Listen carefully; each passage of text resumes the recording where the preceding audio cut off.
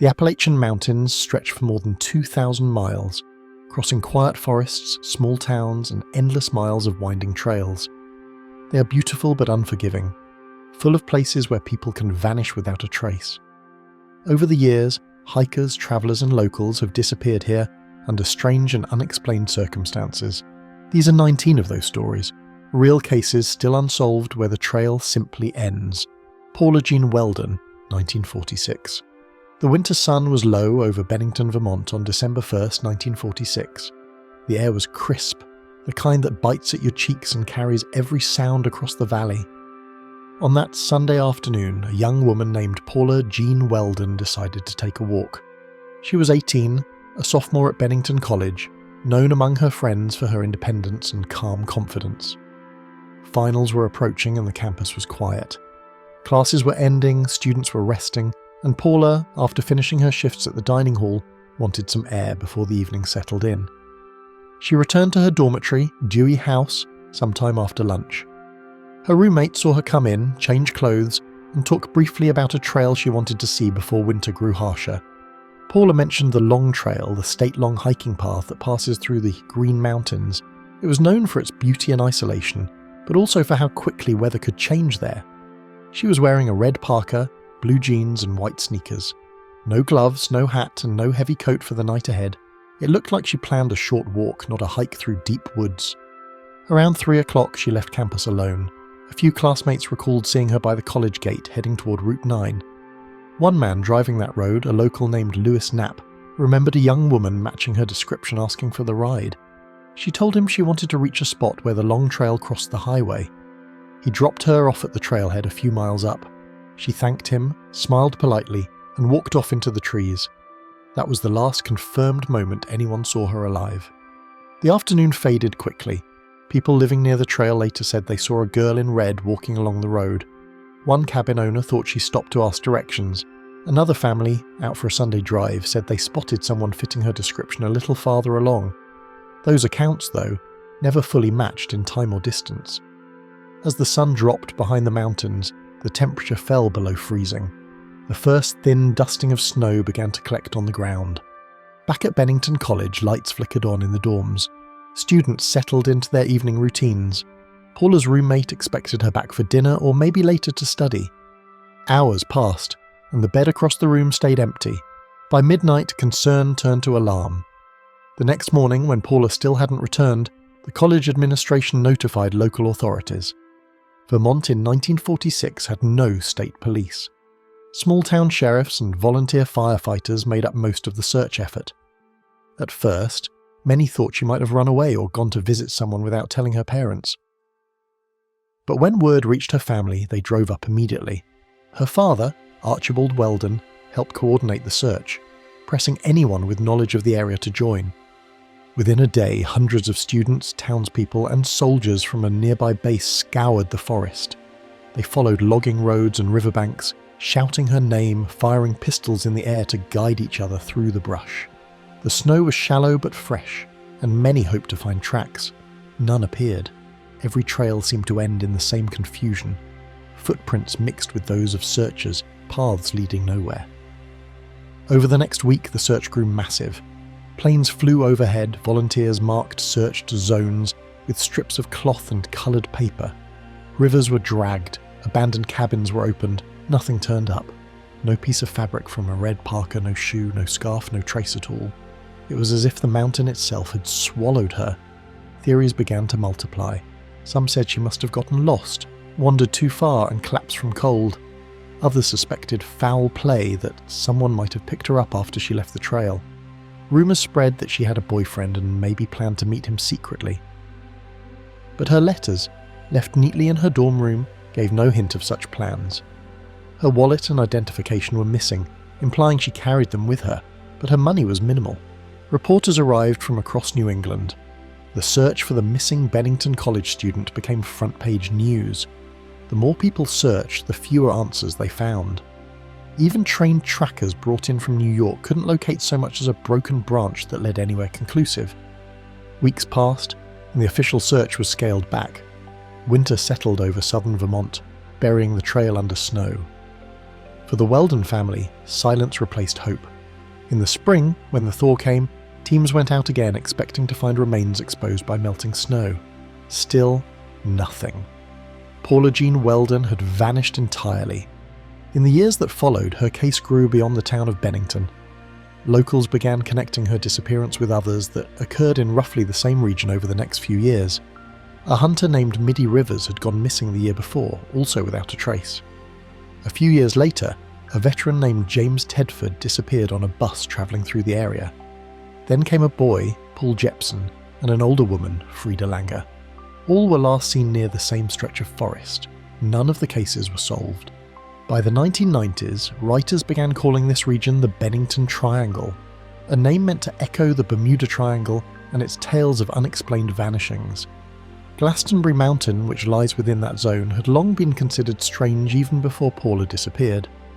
Native legends described it as cursed ground, a place where the winds changed direction without warning and compasses spun unpredictably. Logging towns on its slopes failed early in the century and were abandoned. When Paula vanished, those old stories gained new power. But looking back at the actual records, many of those supernatural claims dissolve. There is no reliable evidence of magnetic disturbances or hidden sinkholes. The myth of a cursed mountain was born from coincidence and the eerie absence of evidence. The truth is likely simpler and more tragic. The Long Trail in the 1940s was isolated, poorly marked, and dangerous for anyone hiking alone in late autumn. Investigators who studied the case years later noted how unprepared she was. Sneakers offered little grip on frozen ground. The red parka was warm but not windproof. With daylight gone by 4:30, temperatures dropped fast. If she missed the trail turn-off by even a few hundred yards, she could have entered rough terrain where streams and ravines made travel impossible in darkness. A fall or an injury could have left her unable to move, and without winter gear, hypothermia would come swiftly. Still, the complete lack of physical evidence bothers even the most cautious skeptics. Not a single item was ever found. Searchers in later decades, including hikers retracing her route, noted that much of the land had changed. Logging, erosion and floods might have buried anything she left behind. But the idea that an 18-year-old could disappear so completely remains unsettling. There were other lines of investigation. Police looked into a waitress in a nearby town who claimed a young woman matching Paula's description came into the diner late that night with a strange man. Another story suggested a group of men had been staying in a shack in the woods, one of whom bragged about killing a girl. These leads were checked, and none produced evidence. Some witnesses later admitted they had mixed up dates or repeated rumours they heard second-hand. For Paula's family, the pain became public. Her father openly criticised the disorganised search and the lack of professional law enforcement. At that time, Vermont had no central police agency, only county sheriffs. The failures in Paula's case were one reason the state legislature established the Vermont State Police in 1947. In that way, her disappearance indirectly reshaped law enforcement in the state. As years passed, people who knew her tried to keep her memory alive through campus memorials and anniversary vigils. Students would walk sections of the Long Trail each winter, leaving flowers or small red ribbons at the trailhead. For some, it became a ritual of remembrance. For others, a quiet reminder of how easily a life can slip beyond reach. The legend around her name grew with each retelling. In local folklore, she is sometimes described as the red-clad spirit of the mountain, forever walking the ridges as snow begins to fall. Hikers speak of feeling watched near certain bends in the trail, or hearing a faint female voice calling from the trees. These are stories of grief turned into myth, born from the same silence that began that December afternoon. If you look at what remains on record, the facts are plain and cold. Paula Jean Weldon left Bennington College in daylight, walked toward the Long Trail, was seen once near its entrance, and never seen again. Every other detail is uncertainty piled on uncertainty. Weather, terrain, witness confusion, and human imagination filling the void where answers should be. No trace of her has ever been found. Her name lingers on lists of the missing attached to the forest that took her. The red parka, the footprints that never appeared, the long echo of unanswered questions. Those are what endure on the slopes of Glastonbury Mountain. Trenny Lynn Gibson, 1976. A cold October wind slipped through the ridges of the Smokies on that Friday, October 8th, 1976. As the sun edged westward, a group of high school students from Bearden High School in Knoxville, Tennessee, set out on a field trip deep into the heart of Great Smoky Mountains National Park. The plan was simple: hike the trail from Klingman's Dome down to Andrews Bald, take in the foliage, then return before afternoon fell. Among them was Trenny Lynn Gibson, 16 years old, full of curiosity and confidence, though none could know how that afternoon would end. From the start, the day's pace fractured. The students moved in small groups, lapsing in and out of one another's sight. Trenny began with classmates, walking with Robert Simpson, the boy she sat with on the bus ride. The climb to Andrews Bald was steady but casual. This was a school outing, a time to talk, to observe, to breathe in the forest. The weather was overcast, a chill in the air but nothing severe. The trail was rocky but familiar to most of them. Warnings had been given: stick to the trail, do not stray, return by 3:30 p.m. But as with many hikes, rules loosened with distance. By early afternoon, the group reached Andrews Bald. There they paused, took in the views, conversed among themselves. At some point, Trenny separated from Robert and his slower pace. She decided to move on, returning toward the bus alone. Several classmates later recalled walking behind her. Angela Beckner, Lisa Michaels, Bobby Coghill were among them. She appeared eager to pass their group, and they watched her escape ahead. A few steps beyond, she bent down, seemed to examine something off the trail's right side, then turned. That moment marked her final verified movement on any known path. One student, David Eastham, came up behind and expected to find her ahead, but she was gone. It was said she veered off into dense underbrush at a point where no obvious side trail existed. The land there was rough. Low branches, briars, rocks, slick ground near small streams. The terrain made immediate pursuit difficult. Some students assumed she had re-entered the path ahead, or perhaps simply resumed walking quietly, so they continued toward the bus. It was approximately 3 p.m. when she was last seen near the Klingman's Dome area. After that, silence swallowed her. Reports later marked her disappearances, occurring near the Klingman's Dome Trail/Tower. Students in front and behind her claimed pockets of visibility, but no single account matched timing precisely. Some remembered glimpsing a figure in blue jacket among thickets. Others said they heard a slight call or rustle, but each memory shifted with retelling. In the hours after the bus waited, Trenny never arrived. Teachers and chaperones realized she was missing. That evening, after the students were sent back to Knoxville, park authorities began searches.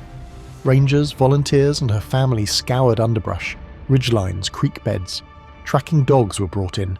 Those dogs detected her scent near the intersection with the Appalachian Trail and traced it past the Klingman's Dome Tower, extending roughly 1.6 miles toward a roadside near Newfound Gap. But at that point, the scent vanished. The dogs could follow no further. The investigation extended into October, but no sign of Trenny's body. No personal effects, no scraps of clothing were ever verified. Inside the official logs, the terrain posed relentless challenges. The elevation around Klingman's Dome towers over 6,600 feet. The slopes are steep, covered in loose rock and dense underbrush. Fog and shifting weather can blind even experienced hikers. Mist condenses on trees, obscures ridgelines, and muffles sound. The moment she veered off, even by a few steps, she entered a zone where a fall, a twist, or a tumble could redirect her off course drastically. Rescue teams, by contrast, had to walk known paths, grid sectors, and hope for visual cues. Some teams walked ridge tops, others probed gulches. Many zones remained inaccessible. In some portions, the terrain dropped steeply, streams ran through ravines, and dense vegetation blocked visibility to only a few feet. At night, the search grew more desperate. Rangers and volunteers shouted her name, carried flashlights, and laid out search lines spaced dozens of yards apart. Bodies of water were dragged, rock overhangs probed, and caves checked, but the park is vast, and many slopes were unwalked. After several days, weather turned colder. Rain and fog made conditions treacherous. The search was scaled back at the end of October. No trace was ever located. Over the years, investigators and amateur sleuths revisited the records. They retraced the route near Klingman's Dome and the trails down to Andrews Bald. Several groups attempted to test whether a hiker stepping off trail in that area could be lost so completely. They found that fallen logs, hidden hollows, and unseen drops could swallow small tracks. In places downhill of trails, water channels had shifted, covering footprints or dragging away signs of passage. Some teams believed that a careless fall into brush or a gully could immobilize someone quickly, especially without water or light. Others considered that even if Trenny had tried to return to the trail, disorientation could lead her astray. The geology around Clingmans is complex. The rock is slick. Moss and wet stone often hide holes. One passerby who later mapped the area commented that he lost his orientation within minutes in fog, though he had maps and a flashlight. For someone unfamiliar with hiking, drifting a few yards off the path can make a world of difference. In later years, some returned with thermal cameras and drones, combing sections that were once deemed unreachable. Others walked at dusk, listening for sounds, marking slopes with flagging tape. Some searched gullies hidden behind dense foliage. Others probed under fallen trees and inside shallow sink depressions. But time had passed. Growth, erosion, and leaf litter shifted the land. Tracks that might once have been visible were likely covered. In accounts from classmates, the patchwork of memory deepens. One student recalled that Trenny had borrowed a jacket from Robert Simpson earlier in the hike, an extra plaid wool jacket for the chill. Another said she wore blue jeans, a blue blouse, a striped sweater, blue Adidas tennis shoes, clothing not ideal for rugged terrain. She also wore a diamond and star sapphire ring. Some of her classmates later said they thought they saw that ring among items someone was carrying, but that claim was never substantiated. Other classmates said they remembered the sound of rushing water nearby, or a faint animal noise, or the wind shifting through branches. In one recounting, a student behind her said she passed them swiftly, her gait confident. They overheard no cry, no rustle to suggest she slipped. Another recalled she paused, looked to the right, then turned. That moment is haunting. Why stop? What drew her eyes there? Some speculated she may have followed an animal trail, or a dry stream bed, or a faint underbrush passage, expecting it to lead back. But those forays often lead away from trails. After that, the mix of fog, diminishing daylight, and rough terrain would make it nearly impossible to find her path again. Further complicating the memory archives, over time some students changed their accounts under pressure or suggestion. Distances, times, groupings shift. One student years later suggested she might have been abducted, but none identified a suspect. Her family believed abduction was possible, the TBI considered it. Others argued she simply perished in the forest. There is no physical evidence to support any scenario conclusively. Still, the scent trace remains a mystery. Why did the tracking dogs lose her trail near the road? Did someone remove her, or did her scent end due to environmental factors? Water crossing, wind, or her movement into brush? That scent gap remains a focal point for speculation. Repeated searches in subsequent decades yielded nothing. No bones, no clothing, no discarded ring. In some searches, teams found small-size Adidas-like footprints near shelters along the original route, but none could be reliably tied to Trenny. The park's case file remains open, unclosed, and unsolved. Trenny's disappearance endures not because of a single clue, but because of the absence surrounding that moment. Her step off the trail, the fragmenting memories, and the mountain terrain itself as a silent, obscuring barrier. Brianna Maitland, 2004. A cold March dusk settled over the Green Mountains of Vermont as Brianna Maitland finished her shift at the Black Lantern Inn in Montgomery. It was March 19, 2004. The day had started with promise. She took a test for her GED in the morning, had lunch with her mother, ran errands. But that evening she clocked out from work, climbed into her car and drove off. She would never be seen again. The next afternoon, a state trooper was dispatched to Route 118 in Richford, not far from Montgomery, at an abandoned farmhouse known locally as the Old Dutchburn House. They found a green 1985 Oldsmobile backed into the side of the building. The rear bumper was lodged against the foundation. The back tyres were slightly elevated, almost as though someone had reversed into the wall. The car looked disabled, not crashed in a collision. The doors were unlocked, the keys were missing. Inside, two of Brianna's paychecks sat on the front seat.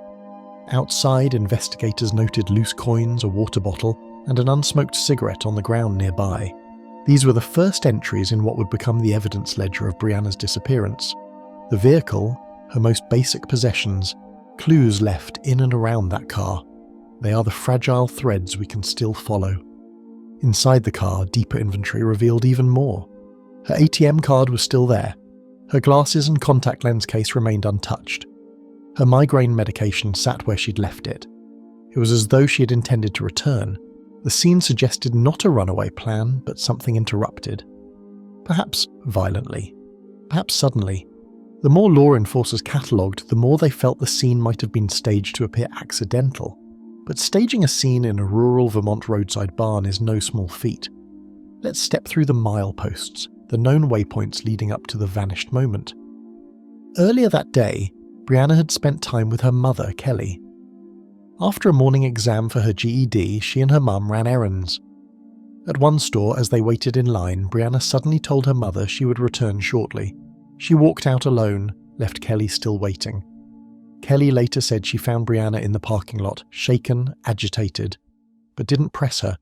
She believed Brianna needed to get home and prepare for work. The two parted. This was the last time Kelly saw her daughter. Late that same evening, Brianna finished her shift at the Black Lantern Inn at about 11:20 p.m. She was seen getting into her car and leaving alone. No known calls before or after, no witnesses of her path beyond that point.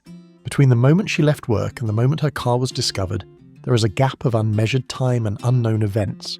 The car was found about 1 mile from the restaurant. That stretch, by distance, seems brief. But in rural road networks, that mile can wind between fields, woods, farm roads, and abandoned structures. The start of that route is known. The end point is a silent barn. But what happened in between remains mysterious. Witnesses later came forward, recounting what they had seen that night. One man driving by the abandoned house around 11:30 to 12:30 a.m. claimed he saw the car's headlights on. He did not see anyone inside or near it. Another man around midnight said he observed the car's turn signal flashing. A third witness, in the early hours of the morning, passed the scene and recognized the vehicle, but did not see anyone in or around it. One former boyfriend of Brianna, who was returning from a party in Canada, drove along the same route around 4 a.m. He thought he recognized her car but saw nobody nearby. These sightings cluster near midnight and dawn, but none confirm Brianna's presence or movement beyond the immediate area of the car. From those mileposts we chart the evidence ledger. The car's positioning, personal items left behind, the shift from daylight world to silence. Investigators processed the car in late March, about 11 days after discovery, hoping to gather trace evidence. But many important items remained inside, untouched. Cards, glasses, medication. The door panel, the console, floor, each surface a potential clue. Still, nothing emerged that tied a suspect or painted a clear direction of where she went. Over time, more leads were tested. In April 2004, police received an anonymous tip that Brianna might have been held in a house 10 miles away by local drug dealers she was said to know. That house, rented by two men, was raided. Investigators found drugs and paraphernalia, but no trace of Brianna. That lead fizzled, and a affiant later claimed, in a graphic statement, that Brianna had been murdered days later, dismembered and disposed. But no physical evidence corroborated that account. Years went by. In 2006, a photograph captured a woman in Atlantic City, New Jersey, who resembled Brianna, seated at a casino table. The photo spurred excitement, but the woman was never identified confidently. Investigators entertained the possibility Brianna had been moved far beyond Vermont's forest roads. In 2012, her name was considered in connection with Israel Keyes, a known serial killer who had ties in Vermont, but law enforcement ultimately ruled him out as a suspect. In 2020, a breakthrough of sorts, an item was recovered near the abandoned car scene during a canine search years earlier. A DNA profile was constructed and entered into CODIS. Investigators collaborated with a lab using advanced forensic and genealogical techniques. By early 2022, authorities announced that the DNA matched one person among a pool of 11. That person was cooperative with police, but to this day the identity and the meaning of that match remain withheld. The item remains a single data point in an ocean of unanswered questions. Return again to the evidence ledger. Car backed into barn, possessions inside, items on the ground, DNA trace, missing keys, no forced entry, no reliable sighting after car. These pieces are a skeleton of what happened, or perhaps what was forced. The ledger suffers from missing pages, blank intervals, and ambiguous margins, but from what is known, it suggests abrupt interruption. And the missing mileposts, the critical intervals between actions, are where the mystery lies. How did she travel from work to that barn? Did she stop somewhere? Did someone force her? Did fear or violence intervene immediately after she left the inn, or was the car moved afterward? Did she attempt to reverse and hit the barn, or was she forced into the vehicle, the assailant backing her car deliberately to create a scene? The positioning suggests deliberation, not a random crash. The fact that Brianna left behind so many personal items in the car is striking. If she intended to run away, one would expect her to carry glasses or medication. Their presence suggests either she never planned to leave permanently, or she could not leave under her own power. The unlocked doors and absence of keys further imply someone else intervened. These are footprints of violence or coercion, overlaid on rural quiet. From the moment the car was found to the moment her family reported her missing, days passed unaccounted. Her roommates didn't alert police until several days later, assuming she had gone elsewhere or stayed out late. When her parents finally saw the car photo, they recognized it immediately.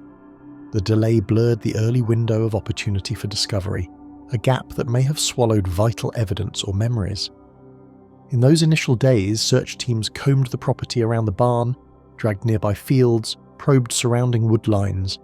They used search dogs, flashlights, and ground lines. No footprints led away, no clothing was found, no disturbance in nearby woods that could be tied to a person's passage. Over time, leaves, weather, and passage of time erase subtle signs. The cold ledger of what was found is small. What was never found dominates it. Investigators later considered whether the house itself had hidden spaces, a crawl space, a cellar, sheds where a body might be concealed. But by the time searchers reached those zones, the building was old, unstable, loaded with debris. Nothing credible was located. The burned barn, years later, destroyed possible forensic evidence. The original building is gone. What remains is a scorched site and an empty record. While the evidence ledger is thin, each item exerts weight. The backed car, the keys missing, the contents undisturbed, all point to something sudden, violent, or unexpected. The missing mileposts, the path she might have travelled, the stops she might have made, the hand she might have encountered, lie hidden behind forest, time, and silence. Now, her case continues. The FBI and Vermont State Police have offered a reward of up to $40,000 for information leading to her recovery.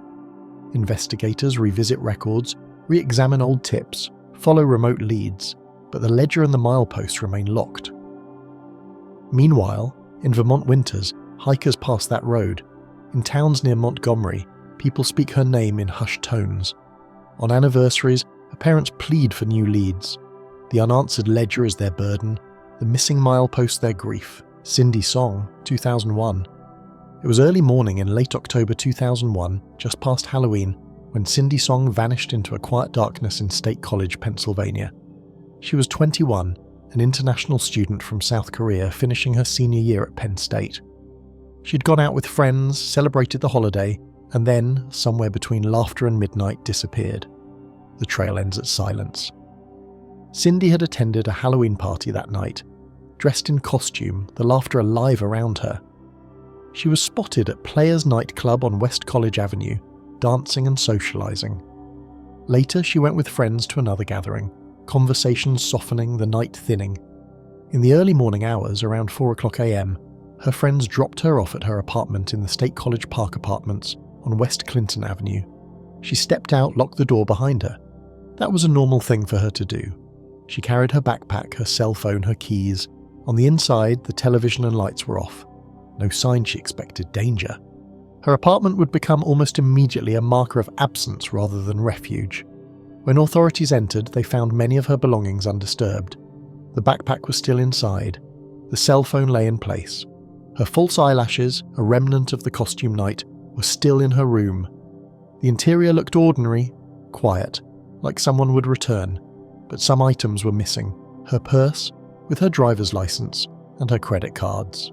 They had vanished. No signs of forced entry, no broken windows or smashed locks. Those missing items suggest something sudden. Either she left without them knowing, or someone removed them afterward. Investigators noted that her cell phone had no outgoing or incoming calls following her disappearance. Her credit cards had not been used. Her email account showed no activity. The digital traces froze. Whatever occurred that night left no digital echo beyond that apartment. Now, her disappearance seems pinned between two moments: the party and the empty apartment. In that space, something happened. But what exactly is elusive? Enter the patchwork of witness accounts, the memories conflicting, overlapping, drifting with time. Some friends remember Cindy leaving the second party with two women. One friend said he watched her enter a car, white or light-coloured, but could not see whose. Another said she walked off alone. Others said they followed, called her name, saw her crossroads, then vanish into the night. One roommate later recalled hearing music in her apartment later than she normally would, but no one confirmed seeing a person. A somewhat more tangible thread connects her case to questions of broader criminal patterns. In 2003, police considered whether Cindy's disappearance was connected to Hugo Solensky, a convicted bank robber and suspected serial killer. An informant claimed that Solensky and an accomplice had abducted and killed a woman from State College matching Cindy's description. He led authorities to a property in New York where 5 bodies were buried, but none were ever confirmed to be Cindy. Investigators later said they no longer believed a Philadelphia woman who had called for help was Cindy. The trail there hit dead ends. The connection was never proven. In the years that followed, sporadic leads emerged. A few people claimed to see someone matching Cindy's profile in other states. In Pennsylvania, someone said they saw a woman walking near wooded roads late at night alone, heavy coat, hood up. Others claimed she might have been trafficked away. None of those reports held confirmation. Many were hearsay, weak on detail, vague in direction. One friend said Cindy sometimes expressed anxiety about her safety walking alone at night. She would avoid dark alleys, take main roads. On Halloween, she told a friend she planned to leave early, but her group stayed later than planned. That extra hour, that shift, may have been decisive. Another friend recalled she had a habit of double-locking doors, but that night the apartment door was locked behind her, as usual. No sign she expected to return to conflict. Another student discussed hearing rumours on campus that someone had last seen Cindy near framing of trees along the outskirts of town, perhaps near the apartment complex's back paths. But no witness came forward with clarity. In the neighbourhood, residents later said security cameras existed in some buildings, but were not retained that night. Other cameras covered parking lots but showed nothing except empty night. Offline conversations surfaced. Someone claimed a woman matching her description was hospitalised. Another said a nurse claimed she treated a woman with drugs and no identification. But hospital records yielded nothing. Private detectives working the case interviewed alumni returning to campus decades later.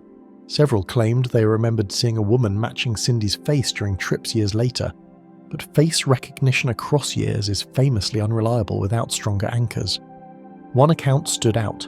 A roommate claimed that when Cindy failed to respond to calls and visits, they entered her apartment and found her bed unchanged, books on shelves in place, no signs she had packed.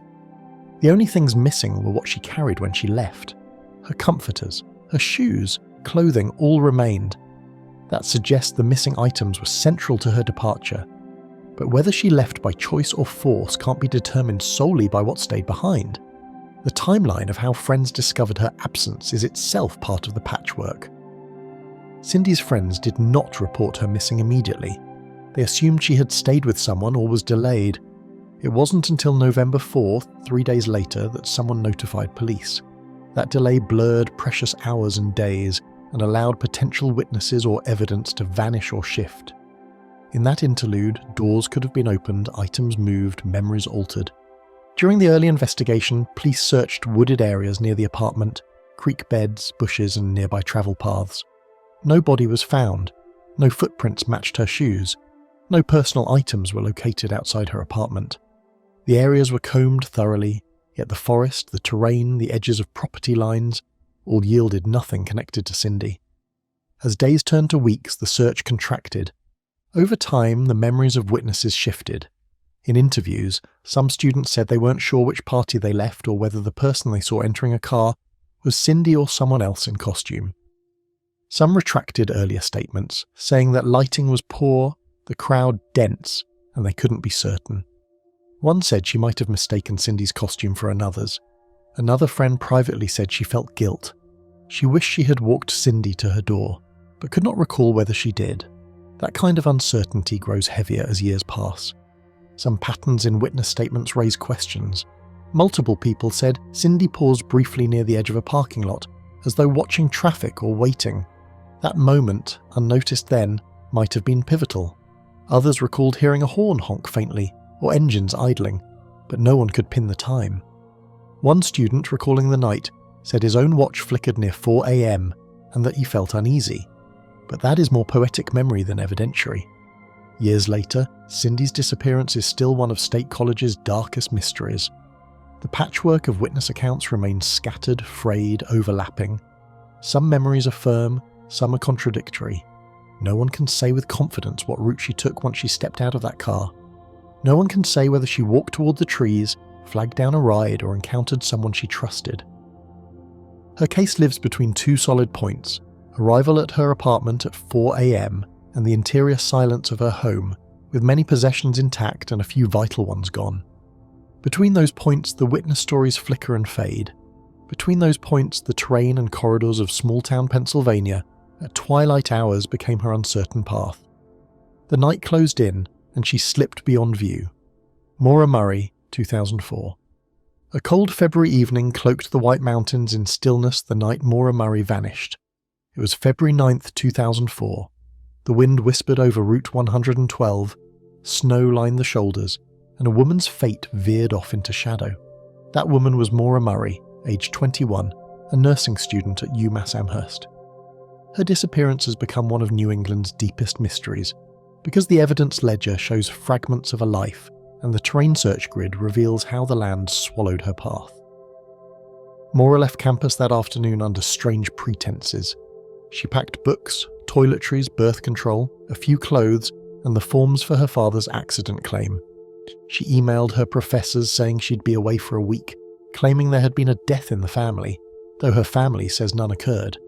She drove off that evening in her black 1996 Saturn. She withdrew $280 at an ATM. She visited a liquor store and purchased wine, vodka, and a box of Franzia. She told no one where she was going. The road she chose would mark the turning point of all she left behind. At about 7:27 p.m., a Woodsville resident heard a loud thump. A car was resting against a snowbank along a sharp bend on Route 112. The vehicle was partially off the road, pointed west in the eastbound lane facing a tree. A passerby, a local school bus driver, stopped. He saw Maura standing by the car. She was cold, shivering but not bleeding. He offered to call help. She declined, saying she'd already made arrangements. She looked anxious. He asked if she wanted him to stay, but she asked him to leave. Within minutes, the driver left to call authorities. By the time emergency crews arrived around 7:46 p.m, Maura was gone. The car was locked, no one inside. Now we turn to the evidence ledger. What was found, what was missing, what whispers through the cold air decades later. First, the car itself. Front impact damage. The left headlight was crushed. The radiator was pushed into the fan. The windshield had a crack on the driver's side. Both airbags had deployed. Inside were red stains, possibly from a wine bottle spill. An empty beer bottle, a damaged box of Franzia wine, and a Coke bottle containing red liquid were discovered. A AAA card in Maura's name, blank accident report forms, her textbooks, a favourite stuffed animal, makeup items, diamond jewellery, driving directions to Burlington, the book Not Without Peril, a book about the White Mountains. What was not there? Her cell phone, her credit and debit cards, many of her ID items, all vanished without record. Investigators treated the scene carefully. They documented each object, photographed placement, measured skid marks or angle of impact. They locked the scene. Over the following hours and days, they gathered what they could: surveillance stills from the ATM and liquor store, interviews with witnesses, forensic tests on stains and fingerprints.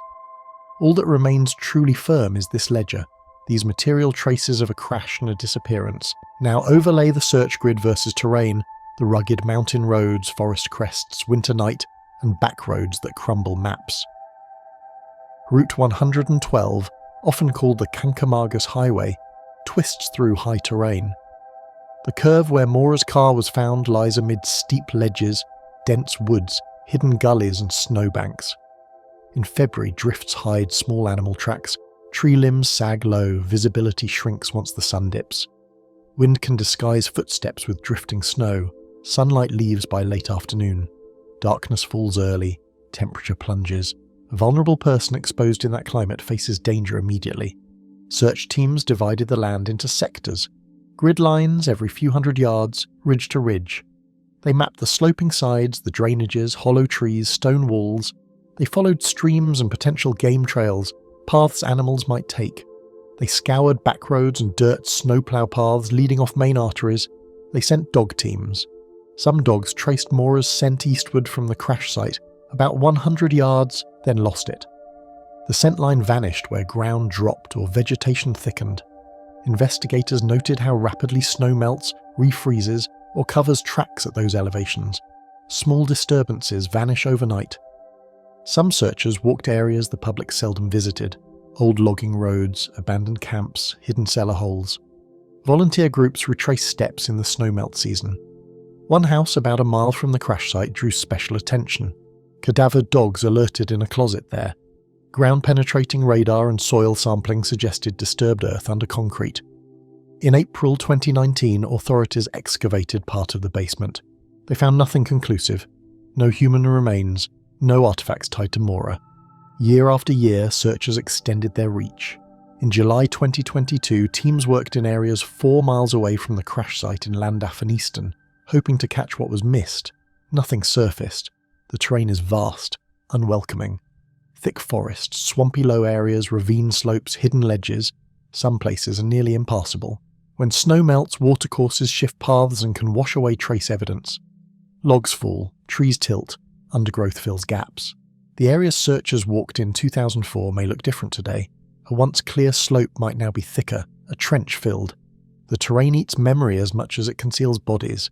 Even if Maura walked off into the woods willingly or was led, she would have entered places where satellite viewers blocked, where no human eye could trace. Searchers had to choose which slopes to explore, which gullies to leave. Some regions close to the road are still dark voids on maps, unlit by any road sign or path. A person, even an experienced hiker, can stray from a road and drift into these hidden ridges without knowing. What might have happened at the moment Maura left the car? The ledger shows the crash, the personal items left, and what vanished. The grid shows where she could have walked, what routes others could follow, what impenetrable terrain sits between. Did she limp east? Did she follow a rough footpath? Did someone pick her up on a back road? Each possibility collides with terrain constraints, crevices, ridges, ravines, water flows, steep slopes. One witness claimed to see a figure walking east on Route 112 between 8 o'clock and 8:30 p.m, some miles from the crash site. The figure wore jeans, a dark coat, a light-coloured hood. This sighting, if accurate, suggests movement away along the road, not deep into the forest. But the timing is loose. The distance is uncertain. That moment is a possible thread tying the ledger to the terrain, but it can't be relied on. In the earlier hours, the crash scene itself may hide clues to direction. The angle of impact suggests Maura struck from westbound into tree on left. The car rested partly in snowbank. The sighting by the bus driver and the crash placement suggests she was travelling east into the mountain road's curve. The direction of drift of snow around the car, the placement of bottles, the orientation of open doors, if any, all were documented. But none of that points definitively toward her walking east or west after leaving the car. Snow samples were collected, footprints around the car inspected. But in winter conditions, snow compacts, melts and distorts quickly. A footprint could vanish or be overwritten by rescuers or masked by windblown powder. The search started late. By the time volunteers joined, some tracks were already weakened. Inside the car, stains and spills complicate theories. Red stains on the ceiling and door suggest wine bottle contact. The defensive theory is Maura had been intoxicated, fled the scene in panic, but those stains might also obscure fingerprints or blood evidence. The ledger entry of damaged Franzia box and missing bottles adds mystery. What was removed? Who removed them? Did someone return to tamper with the scene? Investigators considered that someone might have forced Maura from the car. In that case, the terrain would allow a perpetrator to drag her into adjacent woods, drop her in a ravine, or carry her along an illegal path no map shows. The deeper the grid expanded, the more ground had to be covered. and the more chance evidence would be lost. Retracing paths years later, private search groups found depressions, overturned leaves, loose stones, evidence that might have once concealed footprints. Some groups used drones and thermal imaging, but they were limited by coverage, dense canopy, and freezing night. In some stretches, searchers say they felt as though someone had walked there before but then left. But without confirmed evidence, memory and impression are fragile guides. On anniversaries, hikers walk the stretch. They carry flashlights or GPS units. Some leave markers at the crash curve. The road sign, the curve, the tree remain. But deeper into the hills, the woods holds her secret. The grid lines drawn by search teams show how many squares remain unexplored, or only superficially scoured. In the ledger, what is striking is how much remained in the car. The fact that key personal effects were missing, but many private items remained, suggests she didn't exit casually. The crash itself, the locked car, the split between what vanished and what stayed, the red stains, all hint at a sudden disruption, not a slow fade. The terrain around the curve gave a killer or helper opportunity. Steep woods drop off within a few dozen feet from the road. Foliage is dense. Ravens, crows, scavengers, moss, fallen leaves, all work to erase faint signs within days. Every surviving piece in the ledger adds weight. Every sector the terrain allowed searchers to probe but could not fully inspect adds constraint. Every depth of snow hides evidence beneath. Every hollow or ravine not walked is a dark possibility. Decades later, Maura's fate remains etched between what was collected and what the mountains swallowed. Dennis Lloyd Martin, 1969. The sun hung bright above the green slopes of the Smoky Mountains on Father's Day weekend, 1969. It was the kind of summer day families remember. Warm air, blue ridges in every direction, a picnic spot with laughter and echoes drifting through the trees. The Martin family had come to hike and camp, as they often did. William Martin, his father Clyde, and the two boys, Douglas and Dennis, had walked up from Cades Cove and camped overnight at Russell Field. The next day, June 14th, they continued along the Appalachian Trail toward a place called Spence Field, a wide grassy meadow near the Tennessee-North Carolina line. By the end of that day, 6-year-old Dennis Lloyd Martin would vanish, and one of the largest search efforts in national park history would begin. At Spence Field, the family met another hiking group, the Key family, also from Tennessee. The children quickly began playing together while the adults talked. It was late afternoon, about 4:30 p.m. Someone suggested a game of hide-and-seek. The plan was simple. Dennis and the other boys would split up, sneak around a cluster of bushes, and jump out to surprise the grown-ups.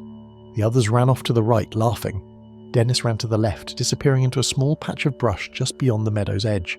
The other boys leapt out, shouting, and everyone laughed, until they realized Dennis hadn't joined in. His father called his name. Silence. He checked the bushes, expecting to find a giggling boy. Nothing. He walked a few yards farther, still calling. When there was no answer, he ran down the trail for almost 2 miles, searching both directions. When he returned, Dennis had not appeared.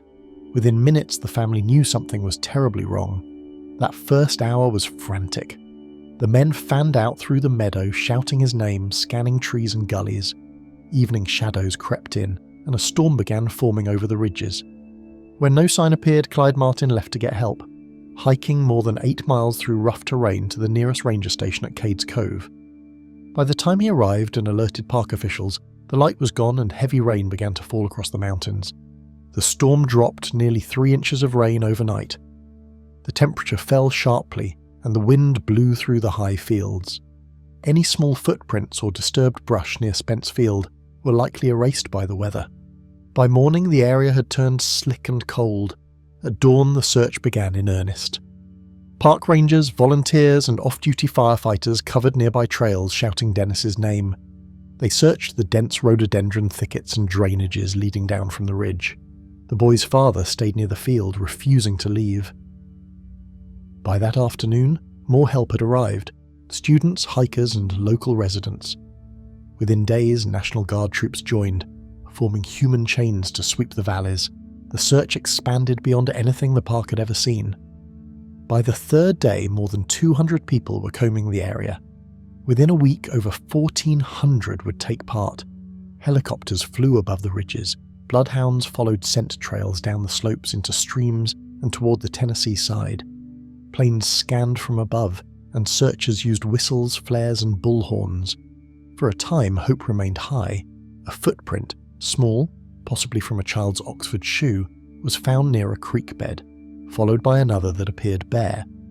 Rangers believed it might have been Dennis moving downhill, one shoe lost. Others dismissed it as left by one of the Boy Scouts helping in the search. The uncertainty left everyone guessing. The Smoky Mountains are deceptive. The beauty of the rolling green hides how unforgiving they are. Steep ravines cut through dense woods. Thick rhododendron can swallow a person whole. Streams drop suddenly into rocky gorges. In June, fog moves fast, falling like a curtain between trees. Visibility drops to a few feet.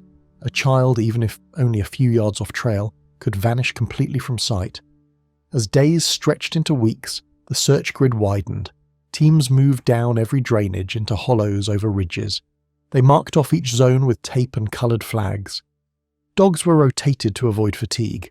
Some searchers slept in the field, others hiked back to base camps each night. Every time they thought they had covered a new section, another slope appeared beyond it. Helicopters dropped searchers into remote valleys unreachable by foot in daylight. But no clothing, no shoe, no scrap of red shirt the colour Dennis had been wearing was ever found. By the fourth day, reporters arrived. The story spread across the country. Photographs of Dennis's smiling face, missing front teeth, bright eyes, appeared in newspapers nationwide. For the Martin family, the attention brought little comfort. The park was now full of people, and the very act of searching may have erased what few clues existed. Footprints were trampled by hundreds of boots. Mud and moss churned underfoot. In some places, scent trails were contaminated by gasoline from helicopters or dogs crossing paths. The rescue turned into chaos, and the forest already vast seemed to grow larger. 8 days in, the National Park Service estimated 56 square miles had been searched. Not a single trace had been verified. The official search began to wind down after 2 weeks. The Martin family stayed behind, continuing on their own, walking ridge lines with rangers and volunteers who refused to give up. They found nothing. Over the following month, small leads surfaced. A family camping miles away near Cades Cove reported hearing a loud, high-pitched scream on the day Dennis disappeared. One of them claimed to have seen a rough-looking man in the woods carrying something over his shoulder, moving quickly up the slope. Investigators interviewed the witnesses and checked the timing, but the location was too far from Spence Field to match the timeline precisely. The report was filed but never confirmed. The terrain itself remained the central obstacle. Spence Field sits at nearly 5,000 feet, surrounded by steep descents. Northward lies Tennessee's deep hollows, southward the dense forests of North Carolina. Rain runoff can move debris and small objects downhill fast. If Dennis had fallen into a stream or crevice, the rain could have swept him farther than anyone realized. Searchers later said that even seasoned hikers could become disoriented in that maze of ridges and gorges. Years passed, and new stories emerged. In the 1980s, a man claimed that while illegally hunting ginseng in a remote part of the park, he stumbled upon small skeletal remains and scraps of children's clothing.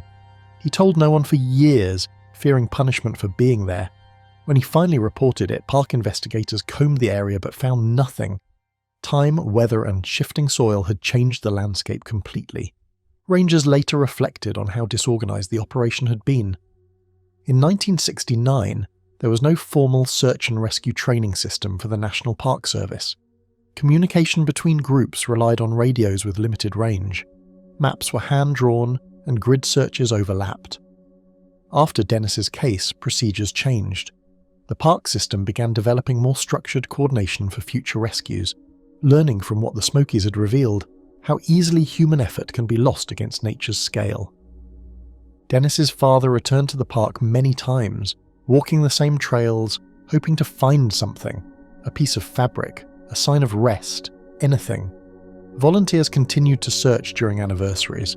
Over the decades, small private teams used modern equipment, sonar and thermal cameras to check caves and ravines. But the mountain yielded nothing. The Great Smoky Mountains remain one of the most visited natural areas in America. Yet even there, within sight of a trail, a child can vanish without a trace. On that summer afternoon, surrounded by family and laughter, Dennis Martin hid behind a bush to play a game. In seconds, the woods took him, the rain fell, and the ridges kept their silence. Midi Rivers, 1945. Cold Vermont sky pressed low over Glastonbury Mountain in November of 1945. The forested slopes looked ordinary, evergreens, rocky ridges, deep hollows. But that autumn, the woods claimed a man who knew them well. His name, Midi Rivers. He was 74, an experienced outdoorsman, and used to guiding hunters through Bickford Hollow and the terrain around the Long Trail. One afternoon, he slipped away from his companions and never came back. Rivers was guiding a small hunting party out near Bickford Hollow, west of Bennington, near Route 9. He and his son-in-law's group had planned to return to a hunting camp by evening. At around 4 p.m, Rivers was seen walking on a trail in the opposite direction from camp, distancing himself from the others. He seemed confident. Later that evening, when he didn't return, the group raised the alarm. A search was begun immediately. Searchers poured into the woods that same fall, combing along the trail's ridgelines and hollows adjacent to Bickford Hollow and the Long Trail corridor. Local volunteers, sheriff's deputies, neighbourhood hunters all joined the hunt. The terrain is unforgiving. Steep slopes, rock outcrops, dense hardwood undergrowth, cold streams cutting ravines between ridges. As darkness approached, the searchers struggled with fading light, uneven footing and creeping fog. In those early hours, hope held, but every step felt weighed by uncertainty. Over weeks, searches continued. Crews expanded outward, dragging the woods, probing side trails and old logging paths. They followed small gullies, looked for hollow logs large enough to shelter a man, even checked caves and rock overhangs. Yet nearly all terrain remained rugged, densely covered. Many areas were challenging to access. The ridges sometimes broke into split terrain, with hidden gullies descending into unreachable hollows. Streams shifted with rain, winter's onset meant early snow and colder nights creeping in. By spring, searchers found only a handful of trace clues. One was a handkerchief reportedly found along a trail south of Rivers' last known location, though whether it belonged to him could not be proven. Another piece was a rifle cartridge, pulled from a shallow stream by a hiker months later. That single shell, a brass casing, became almost legendary, a slim lead in the massive void. Nothing else was recovered. No clothing, no weapons, no bones. His footprints, his route, his direction, all vanished beyond recall. In the search grid drawn by investigators, sectors were plotted across the woodlands surrounding Bickford Hollow, the Long Trail zones, and adjacent ridgelines. Each grid cell defined an area to search: ridgeline, slope, drainage, or trail edge. Teams marched grid lines, overlapping in places, leaving gaps in others. Some sectors were heavily traversed, others touched lightly or skipped entirely because terrain was judged too steep or dense. The forest resisted demands for uniform coverage. The weather hampered efforts. Vermont winters arrive early at elevation. Snow or freezing nights likely obliterated footprints and tracks. Leaves fell, brush closed in. Streams expanded, swollen by melts and rain, which might carry away small objects or carcasses. Over time, the forest floor changed. Fallen leaves buried paths, undergrowth reclaimed trails, fallen trees blocked passage. Now consider how the myth and folklore grew around Midi Rivers' disappearance, and the role of archive fact in contrast. In local lore, Rivers is often considered the first of the Bennington Five, the series of disappearances in Vermont between 1945 and 1950 that birthed the notion of the Bennington Triangle. Glastonbury Mountain lies at the metaphorical heart of that zone. Some say that once one vanishes there, the woods hide them forever. Over time, storytellers spun tales of strange lights, phantom creatures, alien abductions, unnatural compasses, all woven into the fabric of that mountain region. The narrative of a haunted forest took root in local imagination, but archival records tell us a more austere story. Rivers was known to know the woods well, had hunted, travelled that territory before. His disappearance was shocking precisely because this was not a naive wanderer, but a seasoned outdoorsman. Search logs show the widespread searches, the involvement of forest rangers, local volunteers, and even later efforts into spring. The few physical items recovered are minimal: the shell and the handkerchief, both unverified in ownership. No solid proof ties them to Rivers' final wanderings. In folklore, the land itself is an antagonist. Glastonbury as haunted ground where compasses spin, trails twist, and spirits haunt ridges. In archive, the land is simply steep, remote, undergrowth thick, weather variable. The myth magnifies every gap. The archive catalogues them more mundanely. Another layer of myth emerged in later decades, that Rivers' cartridge was dropped intentionally, left as a signal, or that it belonged to another hunter. Some speculative stories tie his disappearance to that of Paula Weldon and other neighbours who vanished in nearby years, suggesting a predator or a supernatural force at work. Yet no known archival connection binds the cases together in a criminal investigation. They share geography and timing, not confirmed motive or evidence. Local memory also credits Rivers' disappearance as the first ripple in a far larger mystery. Some residents view Glastonbury as cursed. Some attribute early colonial stories to the mountain, odd light, spectral movement. But historians and archivists caution that many of those stories were recorded decades after the fact, often in retelling and embellishment. They urge separating what was written contemporaneously from what grew in later oral tradition. Even the naming of the Bennington Triangle was not contemporary, but assigned in the 1990s by folklorist Joseph Citro, who gathered the stories, linked them, and popularised them via radio and books. The myth owes as much to modern narrative desire as to actual documented disappearances. When placing Midi Rivers in that framework, the archival record is stark. He vanished after separating from a hunting party. Searchers scoured the terrain extensively. No conclusive trace was left beyond a solitary shell and a handkerchief. His body was never found. The myth expands his story, suggesting dark forces, conspiracies, folklore, but is not grounded in verified evidence. In the forest today, hikers on the Long Trail pass near Bickford Hollow, near the old ghost towns of Glastonbury and Somerset. Some stop, leave a marker, whisper Rivers' name.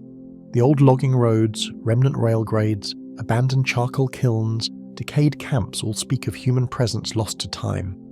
Those physical features feed the imagination. Between search grid and myth, the story of Midi Rivers remains a boundary between what was documented and what we believe might lie beyond. The fossil of fact is minimal. The soil hides everything else. His disappearance planted the first seed in the region's mystique, and that seed took root in shadowed forest and rumour. James Tedford, 1949. Snow drifted across the narrow Vermont highway in late November of 1949. The roads between St Albans and Bennington cut through small towns, open fields, and long stretches of dark forest. On that cold afternoon, passengers boarded a local bus that would make its usual route through the Green Mountains. Among them was a quiet man in his late 60s named James E. Tedford. He carried a few personal belongings, wore glasses, and spoke little to anyone. By the end of that journey, every passenger would leave the bus at Bennington except one. James Tedford was gone. Tedford had been living at the Bennington Soldiers' Home, a residence for ageing veterans. He was a World War I veteran and had spent part of his life working odd jobs around Vermont. On this trip, he had travelled north to St Albans to visit family. He stayed a few days, told relatives he planned to return by bus on November 30th, 1949, and packed lightly for the trip. He boarded the southbound route that afternoon, ticket in pocket, bound for Bennington. Witnesses remember him as calm, sitting near the back of the bus, reading a small book or gazing out the window as the snowy landscape passed. The route crossed through Rutland, Burlington, and smaller towns along the foothills of the Green Mountains. The driver recalled making every scheduled stop. At each one, passengers got on or off. But when the bus rolled into Bennington around 7 p.m, Tedford's seat was empty. His belongings remained neatly arranged, an open bus timetable, a suitcase, and his fare ticket still tucked inside his pocketbook. No one saw him leave. No one remembered him standing up. There were no reports of an elderly man stepping off the bus between stops. The driver swore he had counted all passengers at departure and again before arrival. Yet Tedford had vanished somewhere along the line. The timeline and last sighting begin with that confirmed moment in St Albans when family members helped him board the bus. The next verified instance is the testimony of multiple passengers who saw him sitting upright after the bus left Rutland. One said they remembered him resting his head against the window as if dozing. Another remembered his open briefcase on his lap. Between Rutland and Bennington, roughly a 2-hour stretch, the weather turned heavy with flurries and fog. When the bus arrived at its final stop, Tedford was gone. Police investigated immediately. They interviewed the bus driver and surviving passengers. The driver insisted no one could have slipped off unnoticed. The door opened only at official stops, and none of those stops reported a man matching Tedford's description disembarking. Passengers gave varying recollections. One believed he had seen Tedford earlier in the ride, but not after a mid-route stop. Another claimed she thought he was still seated when she exited one town earlier, but she couldn't be sure.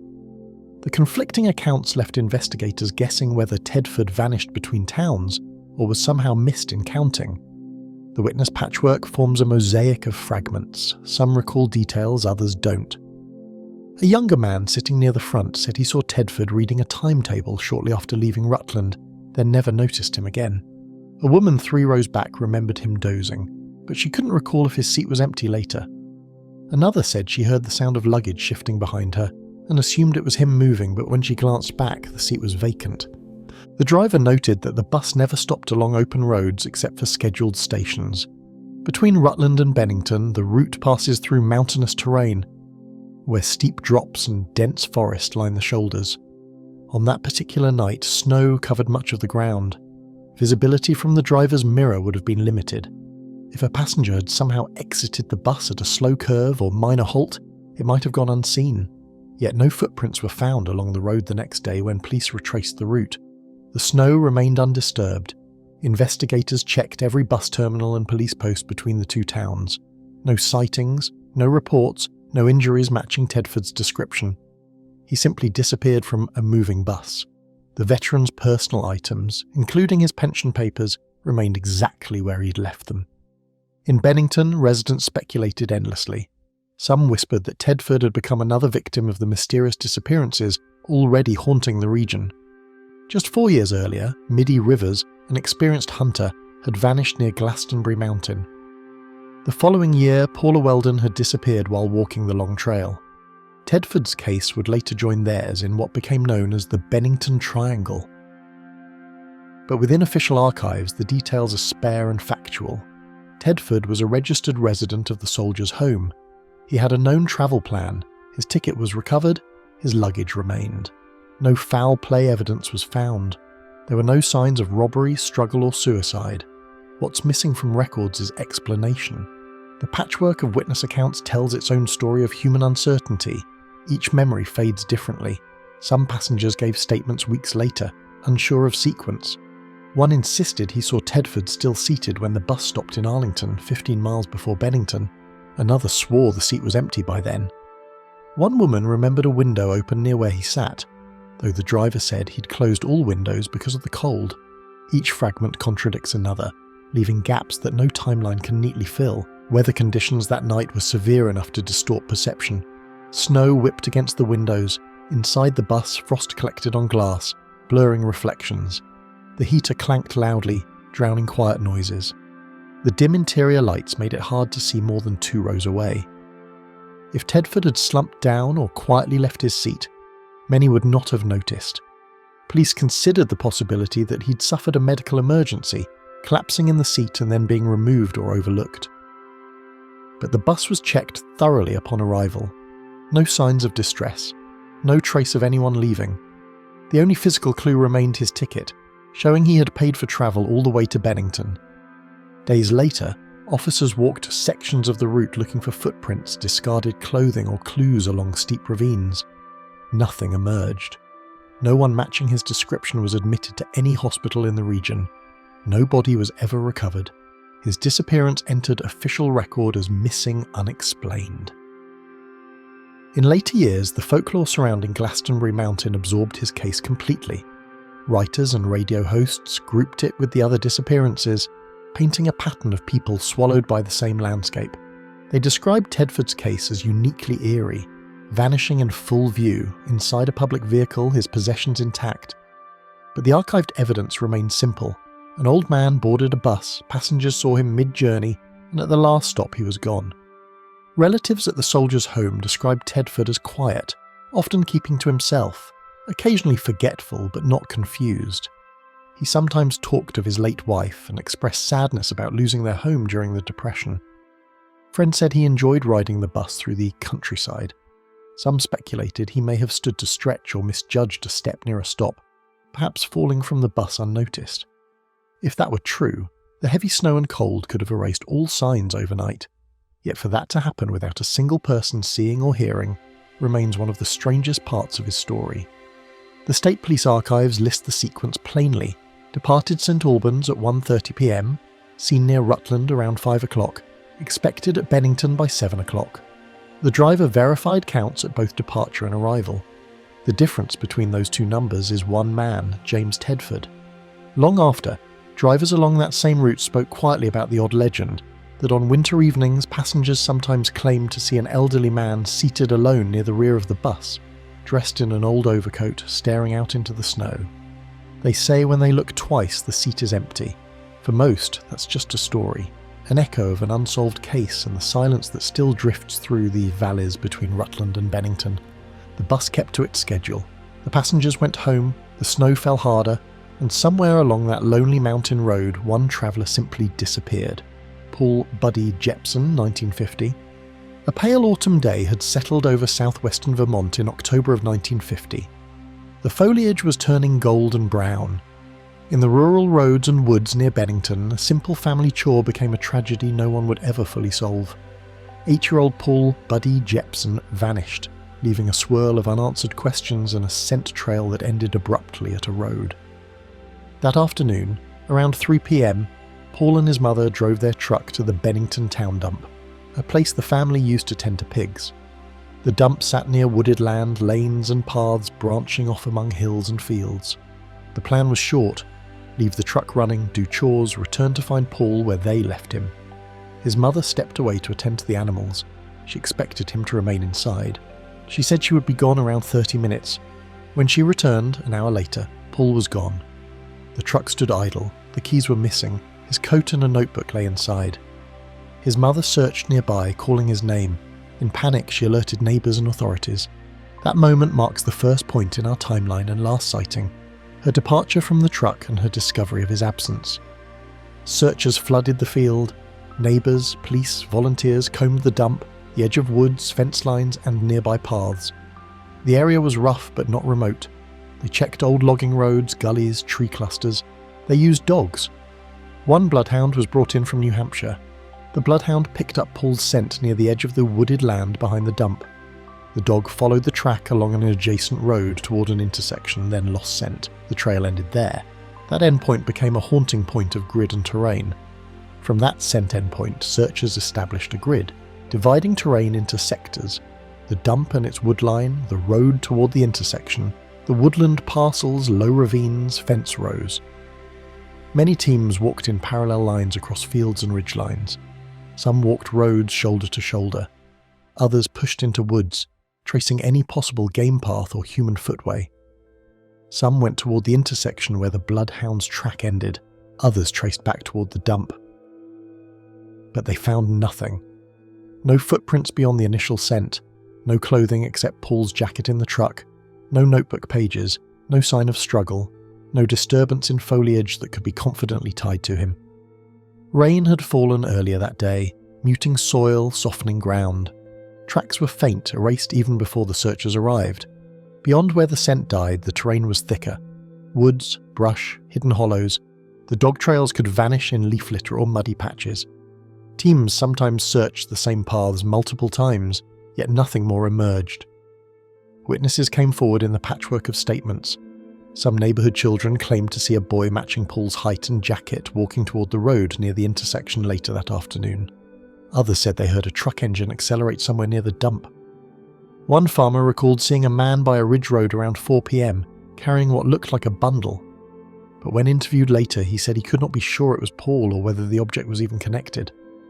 Another witness claimed to see a small figure beside a road, then vanish into trees. But conditions were poor. Dusk was approaching. Shadows were long, colours dimming. Clothing blended into the full palette, browns, tans, dark reds. Distinctive shapes were hard to tell. Paul's father believed that perhaps a car struck him, panicked, and drove off with him. In interviews, he urged that possibility. Searchers probed roadsides for tyre marks, drag signs, spots where someone might have lifted a child. Nothing credible was found. The roads were mostly dirt back roads, muddy, lined with brush, too narrow for unnoticed passage. No vehicle matching his description was reported. In newspapers of the day, the case drew local attention. Reporters described the disappearance as mysterious. The Bennington Evening Banner printed appeals for pointers, urged citizens to search their properties, check barns, cellars, sheds. The scent trail, the endpoint, the dump site were all marked in maps reproduced and circulated. The public awareness spread, but awareness did not become resolution. Over ensuing weeks, search parties revisited the grid sectors, especially around the road intersection.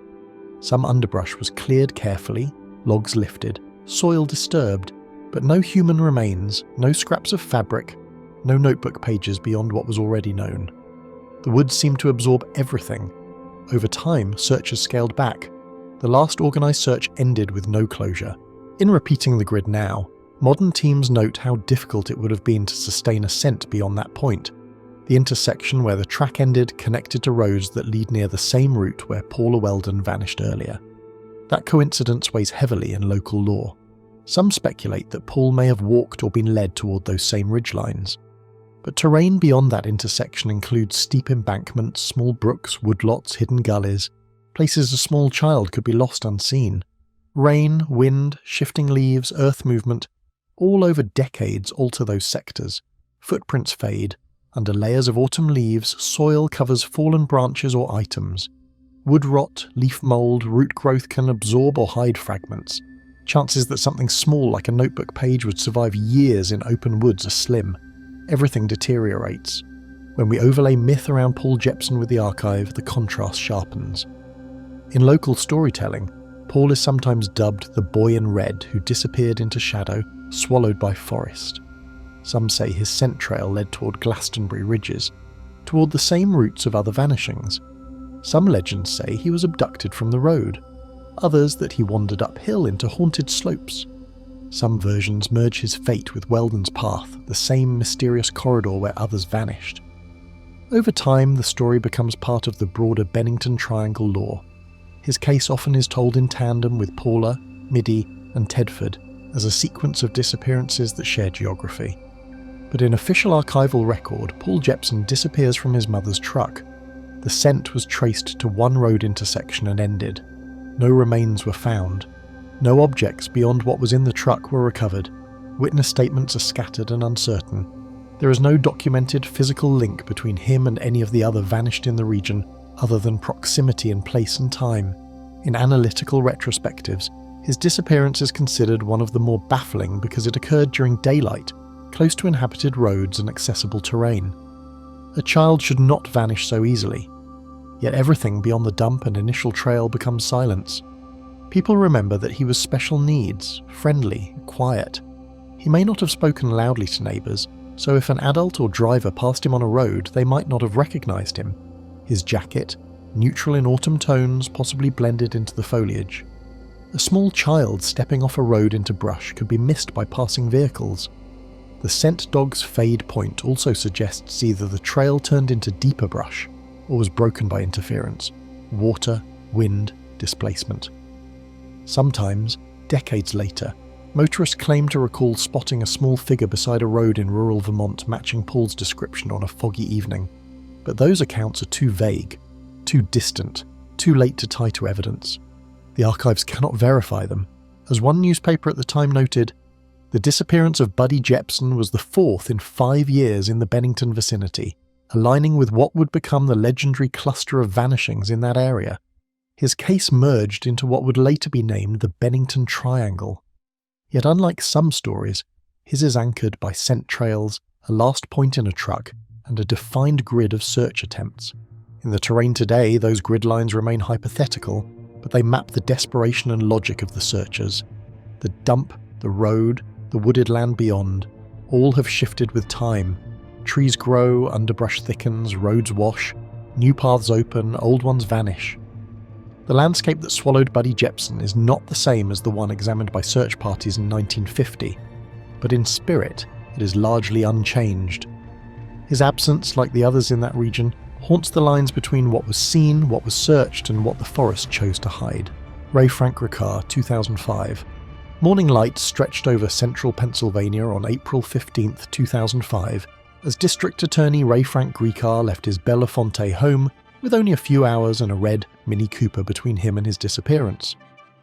He had decided to take a half-day off, told his girlfriend Patty Fornicola he was headed east, and called her around mid-morning from somewhere along Route 192, saying he was driving toward Lewisburg. After that, every trace of him faded.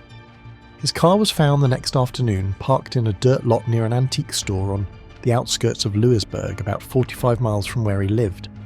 Inside, investigators noted several oddities. His county-issued cell phone was locked and sitting in the car, his keys were nowhere to be found, and cigarette ashes were scattered in a cup holder, despite the fact that Griecar was a non-smoker. A water bottle nearby bore his DNA, confirming he had been drinking from it. His laptop was missing, as were his sunglasses, but the laptop's casing and power cord remained. Few belongings from home were ever missing, making the disappearance of the computer itself far more alarming than the vanishing of personal effects. That begins our evidence ledger, the collection of found items, their puzzling placement, and the silent questions they pose. The car, intact but incomplete, forms the first page, a vehicle left behind, doors locked, and everyday objects unchanged. The absence of the laptop is its own line item. Later, that computer would be located, submerged and broken in the Susquehanna River. Fishermen found it lodged beneath a bridge overpass. That laptop was missing its hard drive, which was later discovered along the riverbank, separately, badly damaged, and unreadable. The separation of the drive from the laptop, the destruction, suggests someone took deliberate steps to remove or destroy data. In addition to those core items, law enforcement recorded that no other signs of forced entry or struggle were present at the car. The parking lot yielded no footprints or dragged objects. The area had muddy soil, but investigators soon found that many tracks would have washed out or been obscured by vehicles using the lot. In the background, investigators disclosed that, in the period before his disappearance, someone using the home computer had performed searches like how to wreck a hard drive, or water damage to notebook computer, underlining the possibility that destruction of data was premeditated. Now we turn to the missing mileposts, the personal and professional decisions, daily routes and choices that bracket the disappearance. Griecar was nearing the end of his long tenure. He had announced the previous January that he would not seek re-election, that this would be his final term. His professional life in the DA's office was winding down. Some described him as more reserved and less visible in recent months. Others noted he had been delegating more duties to assistants. He left home that day in a relaxed fashion, without a packed bag, travel plans, or announcements. His mind may have been elsewhere. He told Patty he would return later that day, nothing beyond that. The route he chose, Route 192 east toward Union County, leads through Brush Valley country and toward river crossings. That route places him on the edge of terrain where rivers, woodlands, bridges, and small towns mix. The choice to drive east toward a river corridor is one of those crucial mileposts. When the car was found, the GPS or navigation on the laptop had yet to be recovered. No hard evidence showed whether Griecar had turned off the main road or pulled into parking lots. Witnesses near Lewisburg remembered a man matching his appearance visiting an antiques shop near the lot, but no confirmation came. No transaction records, no receipt, no images. That possible sighting remains one of the fragments in the witness patchwork. Between leaving Belafonte and the car's discovery, a gap of hours exists. No credible sightings placed him elsewhere. No bank account or credit card activity. No calls or texts beyond his morning call to Patty. His email remained unused. He left home and disappeared. That quiet span is one of the mileposts nobody sees. Later, investigators sent diver teams into the Susquehanna near the bridge where the laptop was found. They explored banks, underwater supports, bank vegetation, silt beds. Nothing emerged beyond the computer itself and its separated drive. No body or clothing, no additional electronics or papers. The laptop and drive became the only artifacts tied to his path after the car. That ledger, car left, laptop sunk, drive separated, nothing else recovered, gives much yet reveals little. The missing mileposts, the decision to take the route he did, the time of day, his professional context, his known plans, frame possibilities. Did he pull into the lot intentionally? Was he meeting someone there? Did he exit the car voluntarily? Did foul play intervene? Did he intend to disappear? Did he destroy the drive because it contained something dangerous?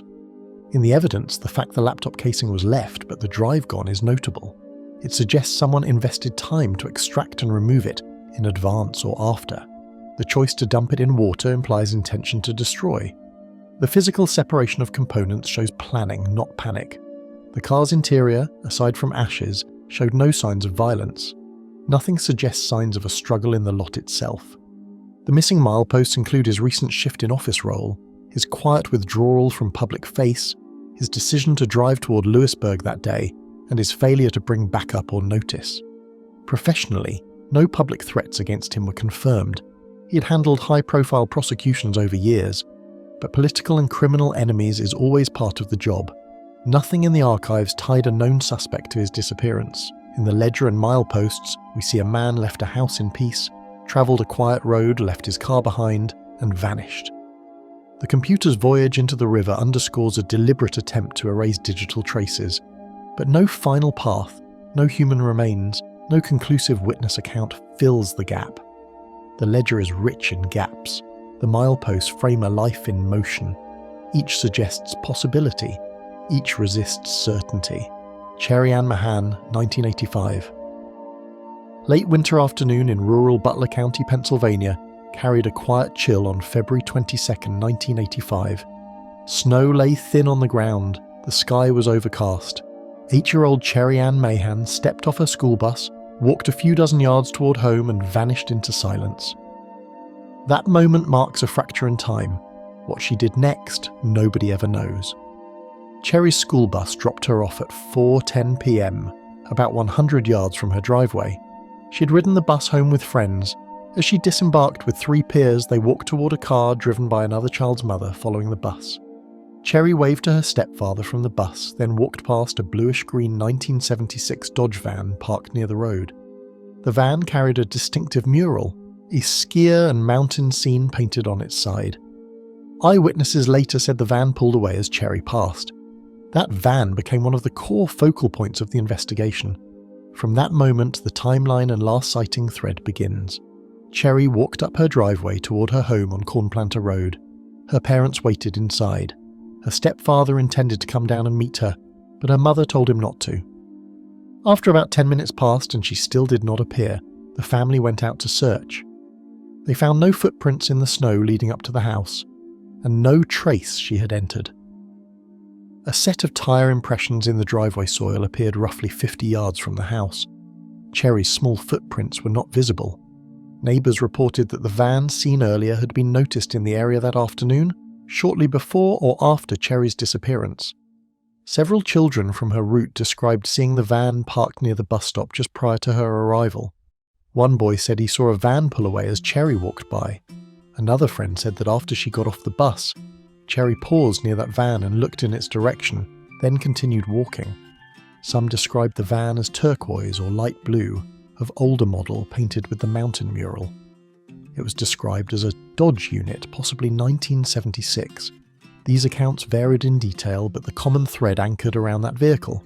Investigators interviewed dozens of neighbours, schoolmates, bus drivers and passers-by. Some claimed they saw the van reappear in nearby towns. Others said they observed a blue car trailing it. Some believed the van was repainted shortly after the disappearance, perhaps to hide its identity. One witness said the van had been observed in New Kensington travelling toward Mount Pleasant, though nothing definitive connected it to Cherry. Back near Cherry's home, searchers combed fields, woods, small creeks, fence lines and barns. They used tracking dogs, helicopters, house-to-house canvassing. More than 250 volunteers joined the search across Butler County. They checked abandoned properties, utility lines, small roads, the path along which the van had been seen.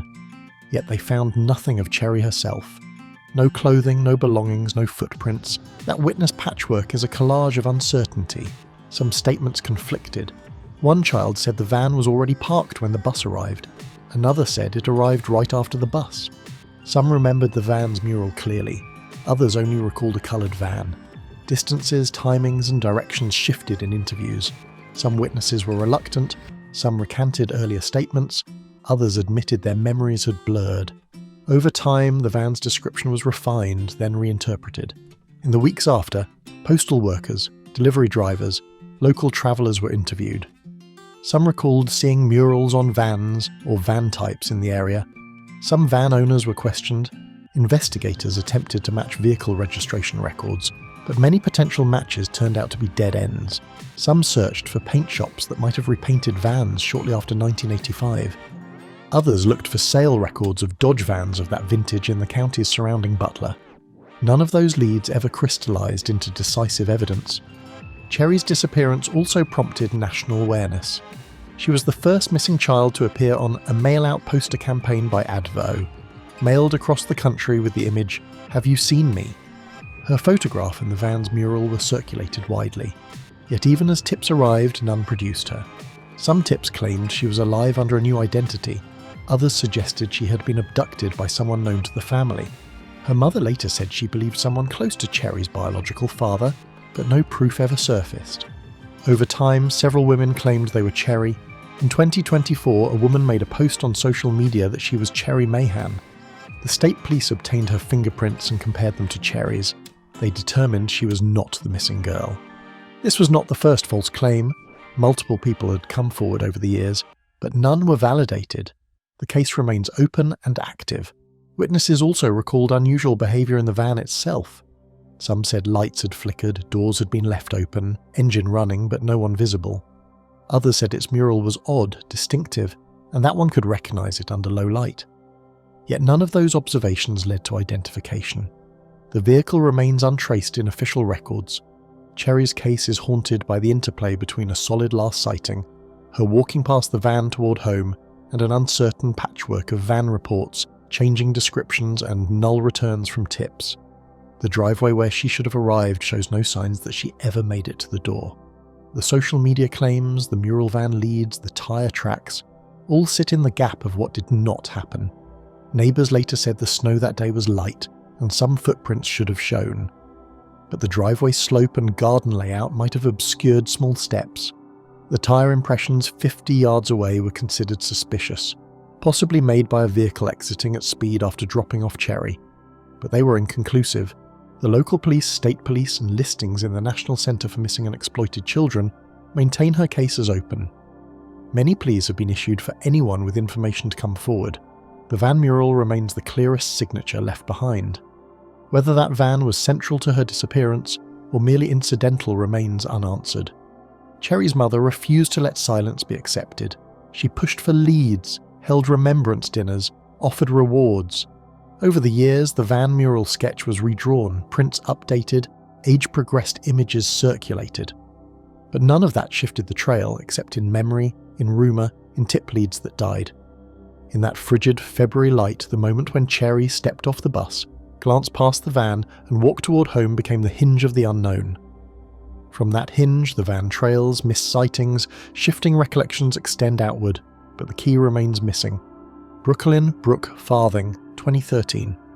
A humid June evening settled over Madison County, Kentucky in 2013 as Brooklyn Brook Farthing, 18 years old, stepped into what would become a haunting silence. She had just graduated high school. She looked forward to a summer of celebrations and freedom. But in the early hours of June 22nd, something went terribly wrong and she vanished. We begin by tracing the missing mileposts, the decisions, messages, and moves that bracket the moments before Brooke's disappearance, then shift into the evidence ledger, the tangible clues left behind that tick like faint echoes of what might have occurred. Brooke spent June 21st celebrating her grandfather's 70th birthday with family in Berea. She passed her driver's test earlier that day and seemed full of hope. She and her sister Paige and their cousin later attended a party off Red Lick Road. Brooke had brought an overnight bag because she anticipated spending the night with a close friend. But when they arrived, those plans apparently fell through. Brooke remained behind. Around that time, late at night or early morning hours, she called Paige and told her she would come home once a friend got off work and could give her a ride. She sent several text messages planning the next day. In messages, she said she felt unsafe where she was. She also messaged her ex-boyfriend asking for help. The last confirmed texts reflected urgency. Please hurry, statements of fear. But then, something shifted. Around 5:30 a.m, one final message arrived. "Never mind, I'm okay. I'm going to a party in Rockcastle County." Whether that message was truly sent by Brooke or crafted by someone else remains unknown. The content marks the last digital milepost where she is presumed to have still had control, or at least the illusion of it. The next major milepost, the house where she was last known to be. The homeowner claimed he was making Brooke uncomfortable, so he left to take care of a horse. When he returned shortly after daybreak, he said his home was damaged by fire. The fire had started on a couch and burned through into the floor below. The home reportedly had no working electricity at that time. The fire was extinguished before it spread further, but it was ruled suspicious. According to family and investigators, Brooke's personal belongings, some of them, were found inside that house. However, she was nowhere to be seen. Her purse, her overnight bag, and even her boots were reportedly still there. Thus, the ledger begins to take shape. The phone pings and texts, the ride arrangements that went wrong, the sudden fire at a home where she was last reported, and her possessions left behind. Each piece suggests both continuity and rupture, a lived normalcy disrupted, then silence. Investigators later located that last phone ping around the Blue Lick Tower in Berea, tying her presence to that area. That detail became a control point, where she was, rather than where she might have gone. It anchors the route between that home, the fire, and the possible paths away from the scene. The discovery of her belongings in the burned house, minus her person, is one of the ledger's heaviest blanks. Why would someone leave behind her purse, her shoes, her bag, items she had brought? Why extinguish the fire early, leaving parts of the home intact? What motive leads someone to set a fire in hopes of destroying evidence, but incompletely? Days of searches followed. State police and local agencies scoured the area around the Red Lick Road property and Blue Lick Tower. They inspected woods, ditches, ponds, and rural lanes. They interviewed friends, partygoers, neighbours. Some folks reported seeing headlights or a vehicle leaving the property before daylight. Others claimed to see someone walking near rural roads in the early morning, possibly without shoes or wearing minimal clothing. None of those sightings yielded a confirmed identity. The fire itself becomes a physical boundary in the ledger. The damage to the couch and floor suggests intense heat in that zone. The fact power was off complicates how the fire was started. No appliance failure. The state of the home suggests someone could have planned destruction. The timing suggests the fire was meant to cover a disappearance. Yet the house did not burn to ashes. Evidence remained. Property, fingerprints, potential DNA traces.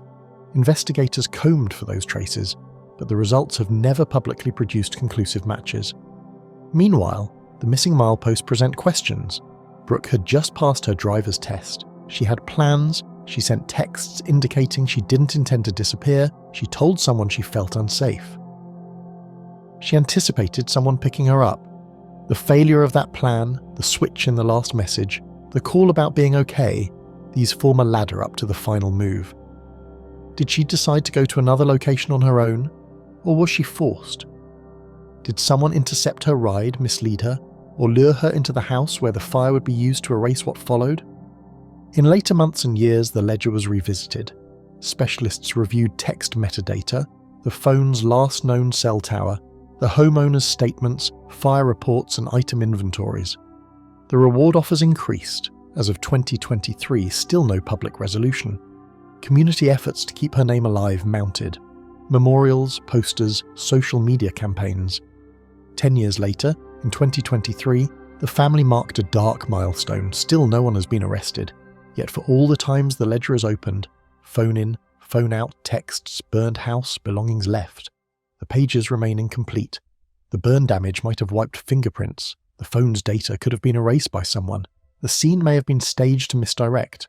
The possessions left behind emphasize her presence at the house, not beyond it. If we imagine her path then, she attends a party, plans fall apart, she reaches out for rescue, ends up at a remote house, a fire starts, and then she disappears.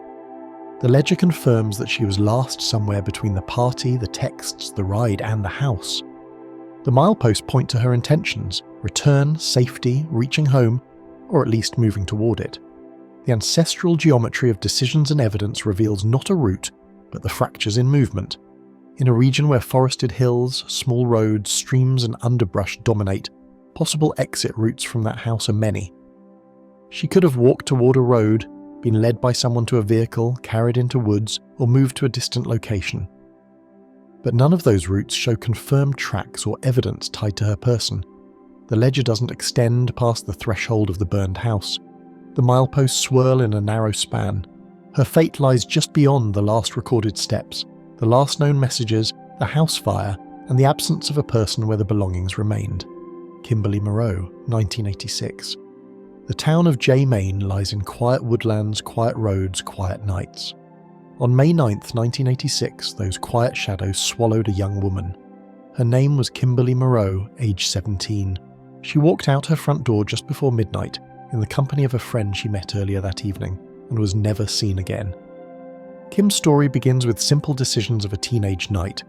She cancelled her high school junior prom after arguing with her boyfriend. Instead, she and a friend chose to spend the evening elsewhere. They drove to a park in Livermore Falls, sat under the stars and talked. At one point, they noticed a white Pontiac Trans Am, a flashy car, in the vicinity. The driver was a man named Darren Judry, and he had with him a friend named Brian Enman. Kim and her friend reportedly left the park with those two men. That becomes our first milepost, the point where the night shifted from ordinary to unpredictable. Later that night, the group drove around, possibly stopping in several local spots. At some point, Kim returned home briefly. She entered the house, said goodbye to her sister Karen, and left again around 11 p.m. She told Karen she would be back in about an hour. She did not take her purse, makeup, or some of her personal belongings with her. That simple fact becomes one of the strongest signals. She left light, without the items she might have needed if she planned to vanish. The next milepost is the story told by one of the men with whom she had ridden that night, Brian Enman. He claimed he dropped Kim off about half a mile from her home, leaving her near the same street. He said she was upset from the argument and preferred to walk the rest of the way alone. But that version has inconsistencies. Some neighbours claim they saw a white Trans Am parked with headlights on at about 3:45 a.m. near Jewel Street, not far from Kim's house. Another witness claimed to see a young woman running along the sidewalk in the early morning hours. The timing and location of that sighting roughly match Brian's drop-off claim, but the details don't align in a clear map of her movement. From those mileposts, the night dissolves into uncertainty. Kim vanished somewhere in that half-mile stretch. Did she walk off into a nearby woodlot? Did someone meet her? Did the car return after dropping her? Did she exit into a different road entirely? The ledger of physical clues is minimal to non-existent. Her shoes, her purse, her wallet, all left behind. Her body was never found. Over the decades, the witness patchwork has grown, but the pieces rarely clasp neatly. Family, friends, neighbours and strangers have offered fragments, fleeting sightings, shared rumours, claims of a car seen out of place. Some say Darren Judry and Brian Enman had been with Kim earlier that night and were local acquaintances. They say the man Kim argued with before prom may have also been involved. The two men have offered statements and participated in interviews, but officials maintain they are persons of interest, not charged. Investigators searched property belonging to Brian in Canton for several days in 2015, swabbing for evidence, but recovered nothing conclusive. In 2019, another excavation took place in Livermore, but again, no remains or artefacts tied to Kim were located. Law enforcement continues to treat her disappearance as suspicious, rather than assuming she walked away. The Maine State Police list her as missing, last seen about midnight on May 9th in Jay, in the company of someone she met earlier that day. They note that foul play is suspected. Over time, the family has grown ever more proactive. Years of poster campaigns, media appeals, public tips, fundraising and awareness efforts. Her father, Richard Moreau, has been especially persistent maintaining Kim's justice, a P.O. box for anonymous tips. The family insists their goal is not prosecution, but to bring home the remains wherever they are. In the ledger of what is known, the last confirmed physical point is Kim leaving her house late that night with someone. Nothing credible ties her path beyond that. The missing mileposts bracket that path. The decision to skip prom, the ride into the night, her return home briefly, her final departure at 11 p.m, the claim of a half-mile drop, and the eyewitness claims of a white car at 3:45 a.m. each offers a potential branch, some ending in shadow. In the interval, dozens of roads, driveways, woods, side streets and fields spread outward. Each one is a possible route, but none has produced evidence. In the years that followed, some investigators and amateur searchers turned over property, checked wells, dug in remote land and reviewed historical maps of logging roads. At times, anonymous tips led them to excavations, but none produced remains or artifacts convincingly linked to Kim. Advances in forensics have allowed DNA tagging and genealogical work, but without a physical target or remains, those techniques remain waiting. The family's musical persistence, annual anniversaries, posters, marches, has kept her name alive in the community. Some new tips turn cold almost immediately, others are followed for months before fizzling. On anniversaries, the town of Jay lights up with posters, images, community moments. No one can pass her absence quietly. In maps of missing persons in Maine, Kim's name appears in bold. Her case now spans generations of memories, including new investigators who never knew her as a living young woman. Yet every year for decades, the central notes remain the same: midnight departure, ride into the night, incomplete journey, no return. The path she would have walked remains the unknown line between a house and a horizon. Connie Christine Smith, 1952. The morning sun rose over Lakeville, Connecticut on July 16, 1952, casting light over the quiet roads near Camp Sloan. For most campers, it would be a day of routine: swimming, crafts, meals. But for a 10-year-old girl named Constance Connie Christine Smith, it would become the day she walked into oblivion. That morning, she left the camp under fragile circumstances, stepped onto Route 44 near Belgo Road, and vanished along the Appalachian corridor of small roads and dense forests. The timeline ends at the roadside, and the terrain begins its silent method of erasure. Connie's story does not begin in chaos. She'd spent almost 2 weeks at Camp Sloan, located just south of Lakeville in Salisbury, Connecticut. On the evening before she disappeared, she'd fallen from her tent's platform and bruised her hip. The camp nurse gave her an ice pack, which she was supposed to return the next morning. Earlier that day, someone in her cabin had accidentally kicked her in the face, leaving her nose bleeding and an emotional wound deeper than the bruise. That part of her morning already was unsettled by physical and emotional disruption. At 7:50 a.m, Connie told her tent mates she would go to the dispensary to return the ice pack, but she did not follow the usual path. Instead, she left her pack in the tent and slipped out along Indian Mountain Road, heading away from camp. She was known to be extremely nearsighted and her glasses were broken at the time. Without proper vision, she could hardly see clearly. That detail makes her choice to walk alone all the more poignant. A few witnesses saw her walking along the roadside, picking wildflowers, stopping occasionally, asking for directions to Lakeville. One gatekeeper at a nearby property reported seeing a girl who could have been Connie walking out from the camp gate.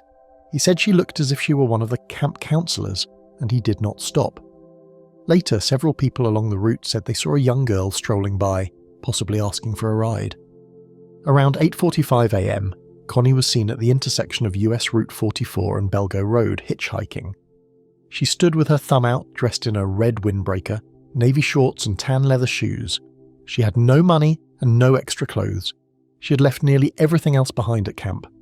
From that point, she vanished into the corridors of small roads, woods, and forest slopes. That roadside sighting is the final confirmed moment in the timeline and last known view of Connie alive. From the camp exit to that intersection, the terrain her steps crossed includes sloping dirt lanes, tree lines, fields, small driveways, deep forest edges, and drainage ditches. It is not wilderness, but it is enough complexity to absorb a person, especially one half-sighted, alone, on foot, in the heat of mid-morning. The question becomes, which route did she take after that hitchhiking point, and where did the grid of searchers fail to reach? When investigators mobilized, they treated the roads and forests around Connecticut's northwest corner as a search grid. They mapped potential paths from camp to Belgo Road, adjacent properties, small side roads, wooded back routes, and shallow gullies. They walked every driveway, probed brush edges, dredged small brooks, and checked barns and sheds. They canvassed residents and businesses along Route 44, Belgo Road, Indian Mountain Road, and adjoining side streets. The grid stretched outward, following roads and cross-cutting paths toward Lakeville, Canaan, and the Connecticut-New York border. Because she was last seen hitchhiking on Route 44, much focus fell on that highway. Investigators drove its length, checking for broken glass, matching shoe impressions, tire tracks, and signs of disturbance. They considered that Connie might have entered a vehicle, not walked further, but they also considered that she might have tried to follow back roads or walked into forested land beyond the roadway. In that case, searchers turned onto side roads and forest edges, but the dense New England underbrush, stone walls, stream beds, and fence lines complicated movement and sight. The terrain also included steep embankments, occasional ledges, and patches of woods isolated between roadways. If Connie had strayed off the main path, she could easily have descended into a hollow or creek bank. In summer, undergrowth thickens, fern, briars, poison ivy, all obstacles for a small child. Visibility falls sharply even a few feet off the road. A path might exist between stone walls or old logging cuts, but be invisible unless one walked it. For a person with poor vision, a mistaken turn or hidden opening could lead off grid and into shadow. Search parties used bloodhounds, but scent trails were fragile. Birds, wind, passing vehicles can erase them. They also used mounted searchers and aerial flyovers over ridges and ridgelines. They combed rivers and ponds nearby. They checked abandoned roads where a driver might pull off. They questioned motorists. They posted missing posters across states. They searched over weeks, then years, but they never located a body, clothing belonging to her, glasses or broken frames. No bones, no personal effects beyond the ice pack left behind at camp. Some streets and driveways were so lightly travelled they were missed or only superficially checked. Some forest crossroads were tangled with trees and unseen corridors. In some slopes, the terrain dropped steeply into ravines that searchers avoided. Over time, earth shifted, leaves fell, rocks shift, small paths grow over. In the archive of search, teams cited dozens of reported sightings of a girl matching Connie's description elsewhere in the region. Some claimed to see her at gas stations or in cars, but none held verification. Some claimed she had been seen in New York State. Others suggested she might have been abducted and driven away from the area. These are part of the wider witness patchwork, but none firmly tied into the grid searches or yielded reliable direction. Investigators questioned whether the broken glasses and low vision may have led her to accept a ride. Some believed that a driver picked her up after she tried hitchhiking. If so, she never reached a safe transfer point where rescue could reach her. That driver could have turned onto back roads, hidden lanes, forest tracks, and carried her beyond walkable distance. The search grid along Route 44 could never extend indefinitely into all forest tracks. The terrain expands faster than search teams. The grid search sometimes overlapped with the well-known quarry pits in the region, old iron mines and swimming holes below Route 44. Some investigators speculated a body might lie in a quarry pit or underwater. Those areas were dredged. None produced conclusive evidence.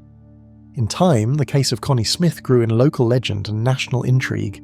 Some speculated she simply wandered into the woods and lost orientation. Others believed she was abducted by someone passing in a car. A few suspects emerged over years, including a man named William Henry Redmond, a carnival worker involved in murders in other states, who confessed in a prison conversation to having killed her, but later recanted.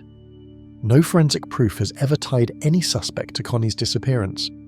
Her name became linked to the cases of Paula Weldon and Catherine Hull, 3 girls in New England vanishing under strikingly similar patterns of hitchhiking, youth, and disappearance along forested roads. In narrative, their cases are grouped. In archive, they remain distinct unsolved files. In this corridor of forest and roadway, the timeline of Connie's departure from camp and last sighting on Route 44 bracket the human movement. The search grid over roads, forest, water and ledges marks humanity's attempt to chase that movement. Where the grid ended, the terrain continued, and Connie's footsteps, her direction, her fate rest indefinitely beyond the boundary between what was seen and what the woods claim. Audrey May Herron, 2002. A late summer night in upstate New York held its quiet darkness on August 29, 2002. A woman finishing her nursing shift slipped into her black Jeep with the routine calm of someone used to long hours and demanding days. She would drive into silence. That woman was Audrey May Herron, a nurse in the Catskills area, a mother of 3. She left work late, headed west on State Route 23, and by morning she had vanished. The evidence we have is minimal and the timeline grows thin beyond that final drive. We begin with the evidence ledger, the physical footprints she left behind or failed to. Then we frame the timeline and last sighting around that drive into darkness. Audrey worked at the Greene County Long-Term Care Facility in Jefferson Heights, Catskill, New York. On the night she disappeared, she left her shift around 11 p.m. She was wearing dark green medical scrubs and a blue turtleneck. She walked to her vehicle, her 1994 black Jeep Grand Cherokee, license plate X233UV, New York registration. She drove west on State Route 23 toward her home in Freehold, approximately a 12-mile trip. That drive is the last confirmed route she took. The Jeep was never found. In the vehicle she left behind were essentials, her work items, clothing and daily items. But the fact that the car itself went missing is one of the heaviest blows to the ledger. The absence of that vehicle, never recovered, leaves a gaping blank in the path of her disappearance. When searchers and law enforcement combed the roads, back lanes, forests and waterways along her possible route, they found no trace of the Jeep. They would later find the casing of a license plate in the area, but no definitive match. They would search ponds, riverbanks, culverts. Divers would examine waters near road crossings. But no submerged car, no abandoned chassis, no wreckage tied to her Jeep has ever been publicly confirmed. Further, forensic searches looked for personal belongings near possible roadside exits. Clothing, identification, papers, glasses, but none were reliably tied to Audrey beyond her work location and her Jeep's last known path. No personal items, no shoes, no wallet found along her route. Over time, the ledger list of found things is tragically short. Her shift ends, she drives west on Route 23 and then silence. Over the years, equipment and content in her home were scrutinized. Investigators looked at her home, possessions, routines, possible motives, but nothing turned up that gave a clear suggestion of where she might have gone. The ledger is defined by what she left and what was never recovered.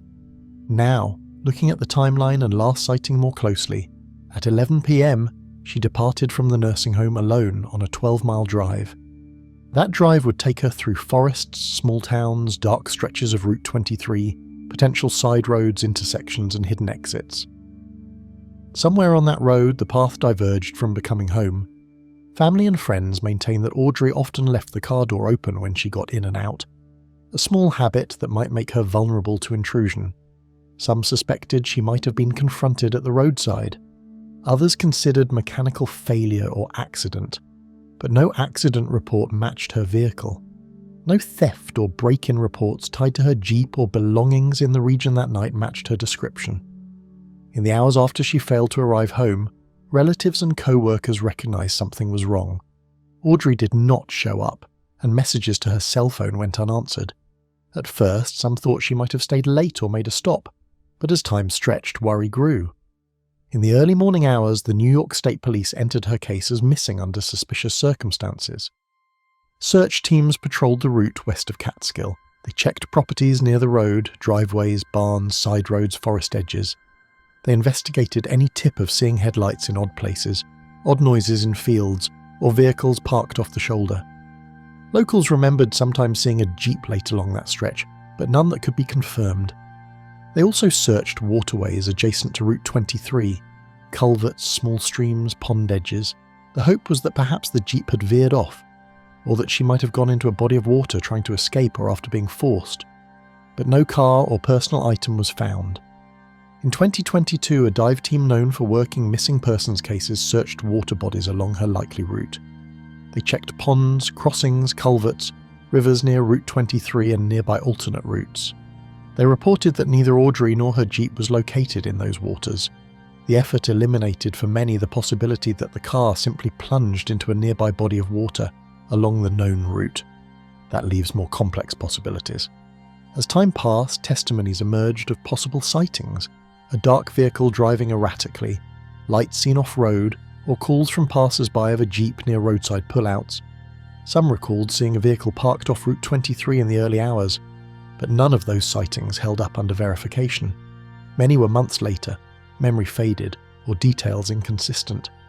No confirmed lead connected any sighting to Audrey beyond general matches. Another factor in the timeline is her personal situation at the time. She had children, family obligations, and had recently been in flux, moving into a new home with her spouse's family. Some family members speculated that tension in family relations, or someone upset over property or housing, might have motive. But none of those speculations materialized into provable leads. The police at points considered domestic angles, but no suspect was ever publicly confirmed. Her shift at work had ended. She mounted her Jeep, started that drive. On Route 23 in forested stretches, side roads branch off. Small private roads lead into woods. One of those may have been taken. She may have pulled into one or been forced to exit. In route segments with low traffic, surveillance is minimal. Muddy shoulders, hidden ditches, brushy edges, all offer cover. If someone met her there, that secluded strip could absorb her disappearance. Because the Jeep was never found, one central question remains. Where did they take it? Was it driven off-road and hidden? Was it dismantled? Was it moved out of the region altogether? The absence of the vehicle suggests that the disappearance was not local but intended to remove evidence. In the public record, the New York State Police list Audrey's disappearance as a cold case. The official listing states she was last seen driving west on Route 23 in Catskill around 11 p.m, wearing scrubs in a black Jeep under suspicious circumstances. Her case remains open. The Doe Network lists her as a missing person case with those same details. That timeline and evidence ledger place Audrey's journey between two known points, and everything between them is unknown. Her shift at the nursing home becomes the last stable moment. Her Jeep's disappearance becomes the gap. The hours of that drive, and who intercepted what, are drawn in shadows. Derek J. Liu King, 2012. The morning mist rolled low over the Great Smoky Mountains, thick enough to blur the line between forest and cloud. It was March 17, 2012, a Saturday, and the first hikers to arrive at the Newfound Gap parking area noticed something odd among the cars. A white Ford Escape sat quietly near the overlook. Inside, visible through this window, lay a handwritten note. The words were short and final. "Don't try to follow me." The car belonged to 24-year-old Derek Joseph Liu King, a young man from Knoxville who'd come to the Smokies alone. His trail ended there, at the edge of the mountain pass. Everything else vanished into the trees. In the days before his disappearance, Derek had seemed restless. Friends said he had been reading about wilderness survival and watching shows about living off the grid. He bought gear, maps, tools, fire starters, a tent, a sleeping bag, paracord, and a knife. He also booked a room at the Microtel Inn in Cherokee, North Carolina, just a few miles from the entrance to the Great Smoky Mountains National Park. On March 16th, he checked into that hotel around 6 p.m. The night clerk remembered him as quiet and polite. He paid for one night in cash. Early the next morning, he left without checking out. He carried no bags. When housekeeping entered the room later, they found nothing unusual, just an empty bed and a folded towel. Sometime before sunrise, Derek drove his Ford Escape north toward the park. He crossed the border between North Carolina and Tennessee and pulled into Newfound Gap, one of the highest and most remote points accessible by car. It's a place where the Appalachian Trail crosses the highway, surrounded by steep slopes, thick rhododendron, and sudden drops into valleys. He parked the car neatly, locked it, and left his wallet, keys, and cell phone inside. Searchers later discovered that he left most of his newly purchased survival gear behind as well. The tent, sleeping bag, and several tools remained untouched. It was as if he changed his mind at the last minute, or decided to go somewhere he didn't need them. The note on the dashboard was the first thing rangers noticed. "Don't try to follow me." Simple handwriting, black ink. It wasn't signed, but the implication was clear. It sounded like a warning or a request for privacy, depending on how you read it. To his parents and the search teams who would spend weeks combing the forest, it felt more like a message of intent. Yet there was no evidence of depression, no previous threats of self-harm, no sign of a breakdown. His family described him as bright, responsible, and calm, though deeply interested in solitude and spiritual self-discovery. Searchers began to piece together the evidence. The hotel cameras showed Derek leaving around 4 a.m. The drive from Cherokee to Newfound Gap takes about 40 minutes. By 8:30 a.m., hikers reported the vehicle already parked. That gave him several hours unaccounted for. Hours where he could have walked off the road into the forest, followed one of the nearby trails, or hidden close by before the sun rose. Newfound Gap is not an easy place to disappear unintentionally. It's popular, with cars passing constantly during the day. But just beyond the asphalt, the forest closes in quickly. Within 20 steps, the trees swallow all light. The National Park Service launched an official search the next day. Rangers, Police and volunteers fanned out from the parking area, following the Appalachian Trail in both directions. They used helicopters, dogs, and hundreds of trained searchers walking in grid formation. They followed side trails and drainage creeks, checking shelters and caves. Every lead ended in silence. No footprints matched Derek's shoes. No food wrappers. No clothing fibres. No disturbed campsites. The dogs lost his scent within a few hundred yards of the car. It was as if he had evaporated. The terrain around Newfound Gap works against rescue. Elevation shifts from nearly 7,000 feet to deep valleys in just a few miles. The slopes are steep, covered in slick leaves and thick vegetation that hides sinkholes and streams. Fog often rolls in quickly, cutting visibility to almost nothing. Rangers call it one of the hardest areas to search in the entire park. People can vanish there within minutes, even experienced hikers. The grid search extended for weeks, covering over 70 miles of trail and thousands of acres of wilderness, but no new evidence surfaced. The items left inside the vehicle confused investigators as much as the note did. Derek had purchased expensive survival tools and gear just days before, including waterproof matches, a fire starter, and a compass. None of it was taken. His wallet still contained his ID, debit card, and cash. The keys were in the console. It didn't look like someone planning to start a new life somewhere else. It looked like someone stepping into the woods unprepared on purpose. Investigators later learned from his family that Derek had recently been reading Between a Rock and a Hard Place, the memoir by Aaron Ralston, the climber who amputated his arm to escape a canyon. He was fascinated by stories of endurance and isolation. He had also watched a documentary about monks living in solitude and had been talking about seeking inner peace in nature. To his parents, that made the disappearance even harder to interpret. Did he go into the Smokies to live off the land for a while, expecting to return later? Did he plan to vanish completely? Or did something unexpected happen? An accident, a fall, or an encounter with wildlife? The mountains gave no answers. As weeks turned into months, the official search scaled back. Private volunteers continued for years, walking the same trails, scouring side slopes and ravines. Drones and heat detection cameras were used as technology improved, but no trace appeared. The Smokies are dense with places where a person could remain hidden indefinitely. Steep hollows, treefall pits, and deep creek beds choked with branches. Rain, snow, and animal activity erase evidence quickly. Even large objects can vanish under vegetation within a single season. Every few years, new theories emerge. Some hikers claim to have found objects resembling parts of Derek's survival kit, though none were ever confirmed. Others speculate he parked at Newfound Gap as a diversion and was picked up by another car, disappearing intentionally elsewhere. Yet his bank accounts, phone, and ID were never used again. His family returned to the site several times over the years, leaving flowers near where the Jeep once sat. They say the stillness feels heavy there, as if the forest itself swallowed the noise of that day. The Smokies have a long history of disappearances, people who walked into the same ridges and never came back. In Derek's case, what makes it particularly haunting is the note, a single sentence left behind by someone who knew what would follow. "Don't try to follow me." It wasn't a message of panic or confusion. It was calm, deliberate handwriting. That one line makes the disappearance feel chosen, but the lack of preparation contradicts that. If he planned to live in the woods, why leave behind the gear that would help him survive? If he planned to end his life, why drive to a location known for heavy traffic and visibility? Newfound Gap sits along the boundary between two states, two search jurisdictions, and two distinct types of wilderness: rugged Tennessee ridges and fog-heavy North Carolina valleys. That border complicates searches and records. Some of the steep drops are hundreds of feet deep, with heavy vegetation concealing what lies below.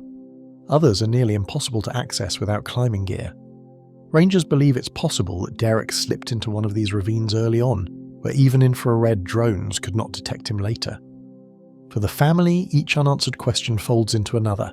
They know he drove there, they know he parked, they know what he left behind. Beyond that, everything is speculation. Every search begins and ends in the same place, the asphalt edge of Newfound Gap, where the note sat on the dashboard, visible through glass, reflecting the clouds above. It is the only sentence ever found in his case, and it remains the final word he left on Earth. Pauline Polly Melton, 1981. The sun hung low over the ridges of the Great Smoky Mountains on a warm September afternoon in 1981.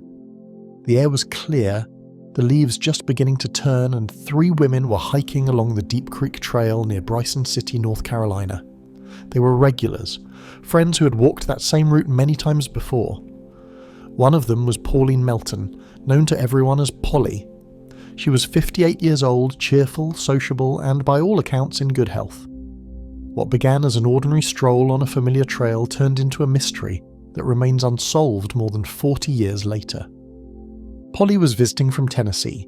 She and her husband Bob owned a mobile home park in Jacksonville, Florida, but spent part of each year in the Smokies, staying at their trailer in Deep Creek Campground, just a short walk from the trail. She was known as an experienced walker who enjoyed the outdoors. On September 25, 1981, she joined 2 friends from the campground for what was supposed to be a short afternoon hike, just 3 miles round trip. They were headed toward Indian Creek Falls, an easy and well-marked route. The 3 women signed in at the trail register before starting out, joking about how many times they'd done the same loop before. They reached the falls without incident, admired the view, and began walking back towards camp. It was an easy descent, less than 2 miles to the trailhead. Along the way, Polly mentioned she felt fine, just a little tired. Then, not far from the halfway point, she began to walk ahead of the other 2. She was known to move faster than her companions, so it wasn't unusual at first.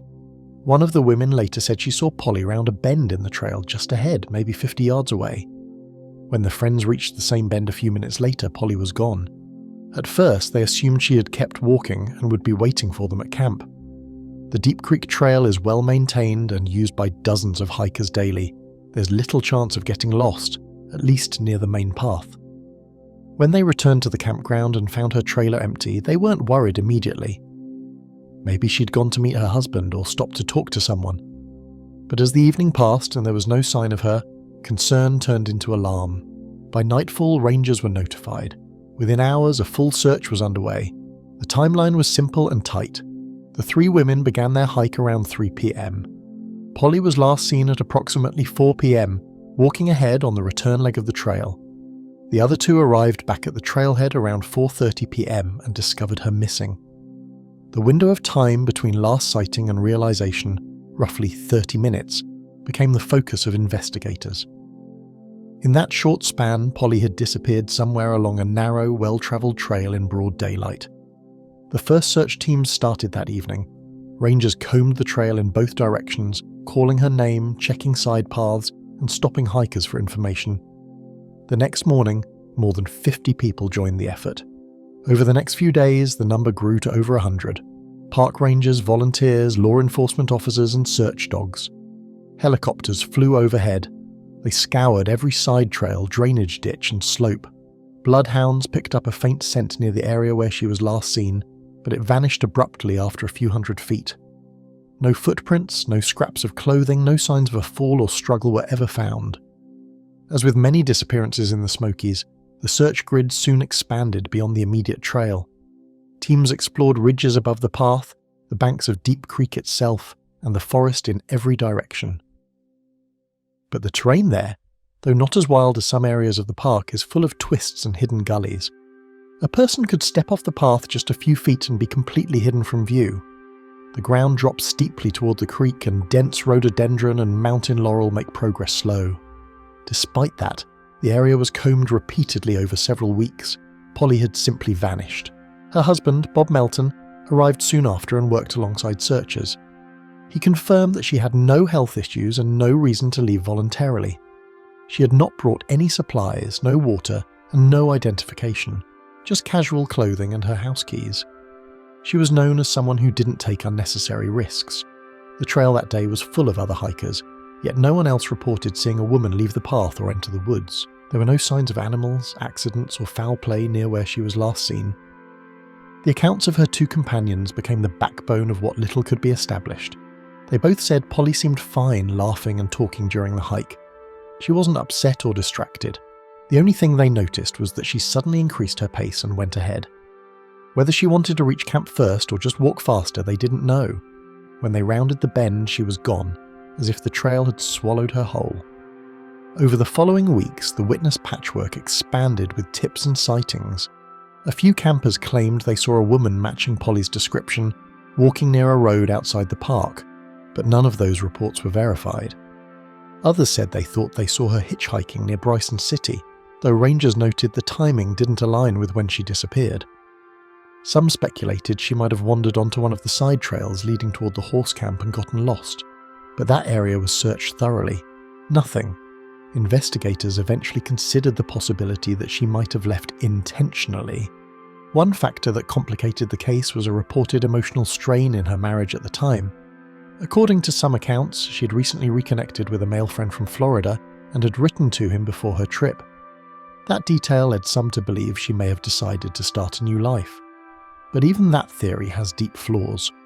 Polly left her purse, money, Idaho, and car behind at the campground. If she intended to leave, she took none of the essentials. There was also no record of anyone picking her up near the trail, no sightings of her entering a car, and no financial or document activity afterward. She was not known to have mental health issues or to be planning an escape. Despite the speculation, rangers treated the case as a missing person in a wilderness area. For 2 weeks, they kept searching by land and air. Helicopters equipped with infrared cameras flew over the woods at night. Volunteers walked every trail within a 5-mile radius. They used whistles and bullhorns, left food and water in case she was alive but injured. Nothing came back.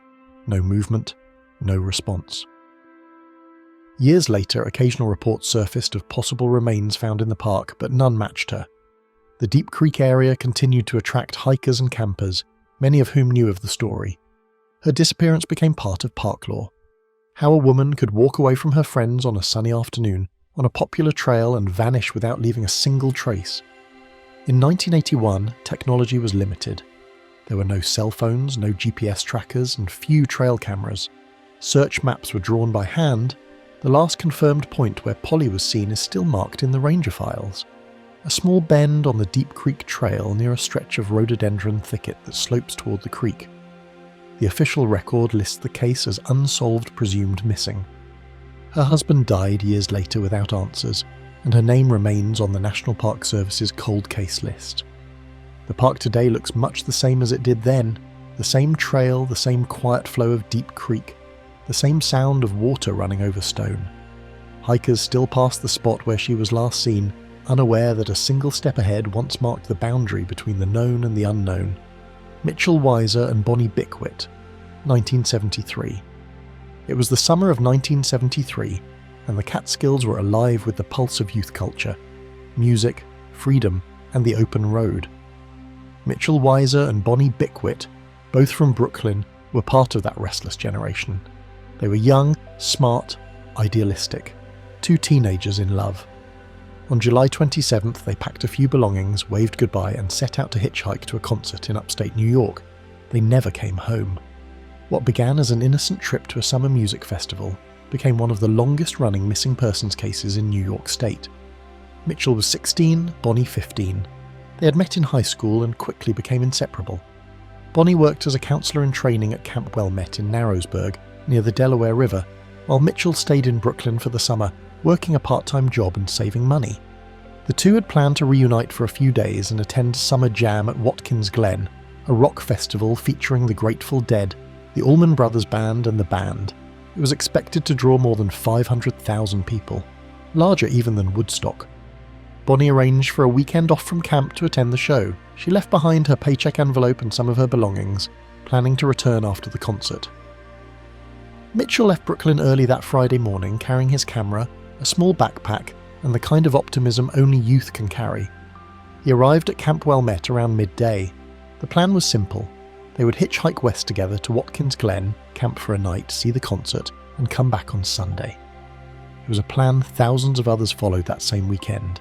That moment at the camp's driveway was the last time they were seen by anyone who knew them. Counselors and friends watched as they walked away, thumbs out, waiting for a ride along Route 97. Bonnie wore jeans, a blue work shirt, and brown sandals. Mitchell wore a striped shirt and carried a denim jacket. They blended in perfectly with the endless flow of young concertgoers heading the same direction. Nothing about their departure seemed unusual. From there, the trail of facts becomes fragmentary, a witness patchwork stitched from glimpses and decades of memory. Several people later told investigators they believed they saw a young couple matching their description hitchhiking near Narrowsburg that day. One driver claimed he picked them up and dropped them off along Route 17, closer to Liberty, New York, about an hour west. Another person said they might have seen them at a rest stop farther along the same route, but the details shifted with each retelling. None of those accounts were ever confirmed by evidence. The next day, July 28th, the concert drew 500,000 people to Watkins Glen, an ocean of tents, cars, and mud.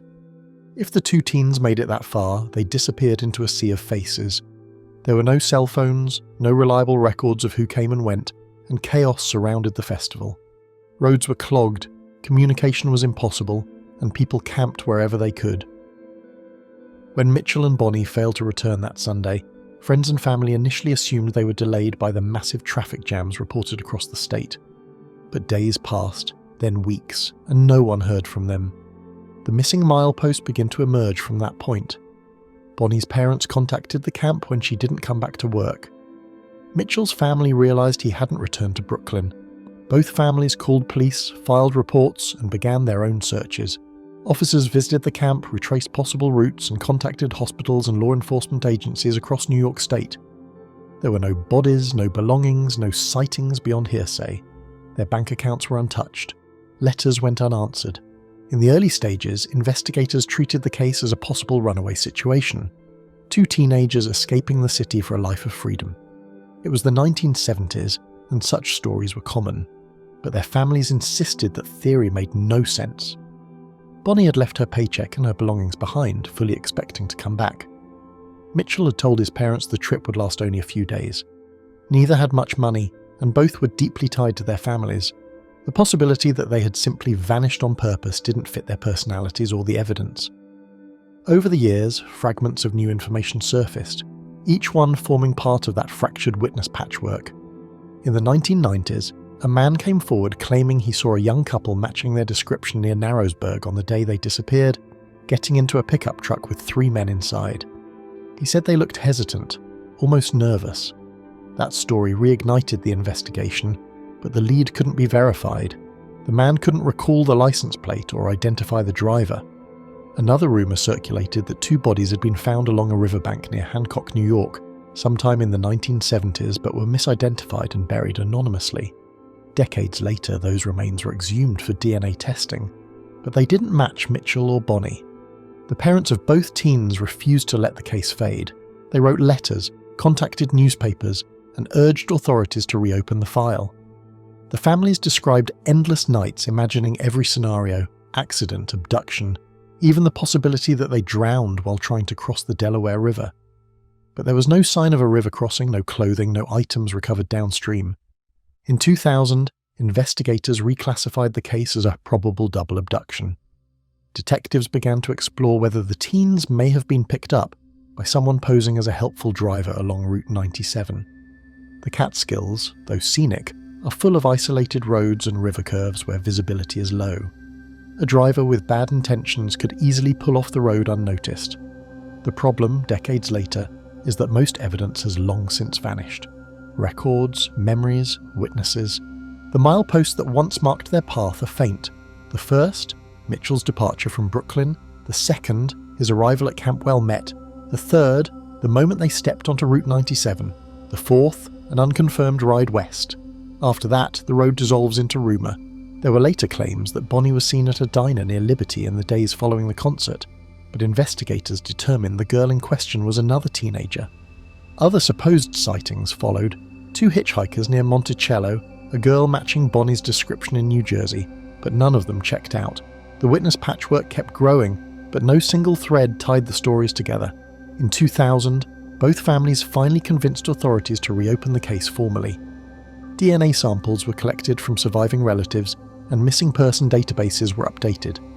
Detectives cross-checked old unidentified remains found across New York and Pennsylvania. None matched. The most promising lead came in 2012, when police considered whether the 2 could have fallen victim to a serial offender known to have operated in the region during the 1970s. But even that trail led nowhere conclusive. 50 years later, the route they took still runs through quiet farmland and forest, dotted with small towns and stretches of empty road. Drivers still trace that same curve along Route 97 where two teenagers once stood, thumbs out, hoping for a ride to see their favourite bands. The Catskills are different now, less crowded, more peaceful, but that road still carries the weight of their last steps. No remains, no confirmed sightings, no possessions have ever been found. The concert they were heading towards made history as one of the largest ever held, yet for Mitchell and Bonnie, the journey there remains one of New York's quietest and most enduring mysteries. Roger Temple, 2013. The morning of June 13th, 2013, began like countless others in the Hudson Highlands. Light fog clung to the forest floor, wrapping the slopes of Harriman State Park in a pale, still calm. For seasoned hikers, it was a good day to be on the trail. Dry ground, soft air, and miles of quiet paths to move through. One of them was Roger Temple, a 63-year-old retiree and avid outdoorsman from New City, New York. He knew these woods better than most, having hiked them for decades. He set out that morning as he had many times before, heading toward his favourite stretch of the park. Hours later, his car was found where he parked it, untouched. But Roger was gone, and no trace of him has ever been found.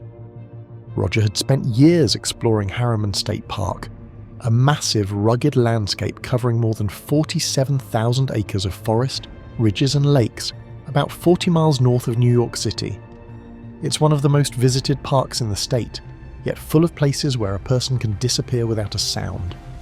Friends said Roger hiked there several times a week, sometimes alone, always following a familiar rhythm, start early, walk the trails, be home by afternoon. He was in good shape, well prepared, and never took unnecessary risks. On that Thursday morning, he followed that same pattern. He told family he planned to hike near the Johnsontown Road trailhead at the southern end of the park near Sloatsburg. He loaded his backpack, locked his car, and stepped into the woods. The timeline begins there. Sometime between 8 o'clock and 9 a.m., he entered the trail system, likely heading toward Lake Scanonto or Lake Sebago, two of his favourite routes. The weather was calm, visibility good. By early afternoon, when he didn't return home, his wife grew concerned. She tried calling his phone, but there was no answer. As evening approached, she contacted authorities, and park rangers launched a search that same night. His car was located near the trailhead where he always parked, a silver Toyota, locked, keys missing. Inside were his hiking shoes box, a water bottle, and some of his personal effects. Rangers noted that nothing appeared out of place. There was no sign of struggle, no broken glass, no footprints leading away that stood out among the hundreds left by other hikers. It looked like any other car belonging to someone out on the trail. As darkness fell, the first search grid began. Teams started along the main routes branching from Johnsontown Road, Blue Disc Trail, Victory Trail, and White Bar Trail. All common paths for day hikers. They used dogs, spotlights, and thermal imaging to scan the immediate area. Overnight temperatures dropped into the 50s, but Roger was believed to be carrying light hiking gear, boots, shorts, and a t-shirt, suitable for daytime, not for an unexpected night outside. The initial sweep covered roughly a 2-mile radius around the trailhead. Nothing was found. Over the next 2 days, the search expanded drastically. Rangers, police officers, volunteers, and professional rescue teams combed over 20 miles of marked and unmarked trails. Helicopters hovered above the canopy, using infrared sensors to detect body heat. Dive teams explored nearby lakes and reservoirs, including Scanonto and Sebago, both known for their steep, rocky shorelines and dark waters. Search dogs were deployed repeatedly, picking up faint scents near the Blue Disc Trail, but each time the trails went cold. The grid was widened again. The terrain around Johnsontown Road presents challenges that frustrate even the most experienced searchers. The hills are steep and covered with boulders. The forest floor is tangled with roots, fallen logs, and thick underbrush. There are dozens of unofficial side paths, some made by deer, others by generations of hikers. Many of them loop back, vanish into hollows, or lead into wetlands. One wrong turn can send even a confident hiker into a maze of near-identical ridges and valleys. Compounding that, cell phone service in large portions of the park is unreliable or non-existent. Once Roger left the main trail, communication would have been impossible. By the end of the first week, more than 100 people had joined the operation.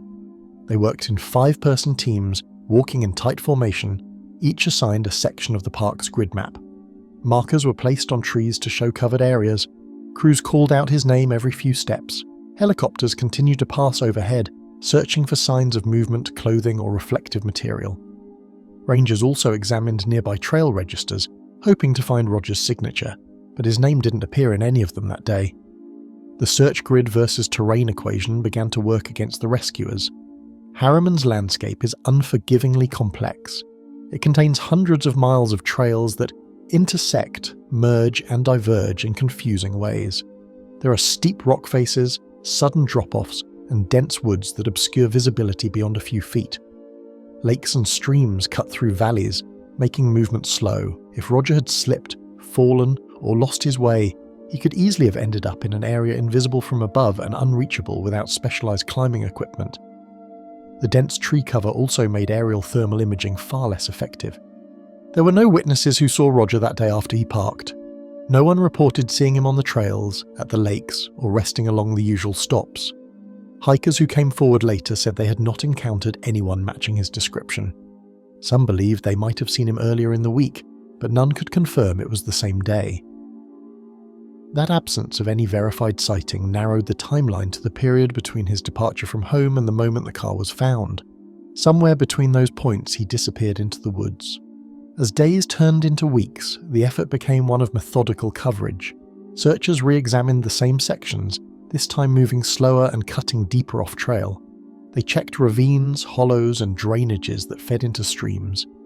They examined caves and overhangs where someone might have sought shelter.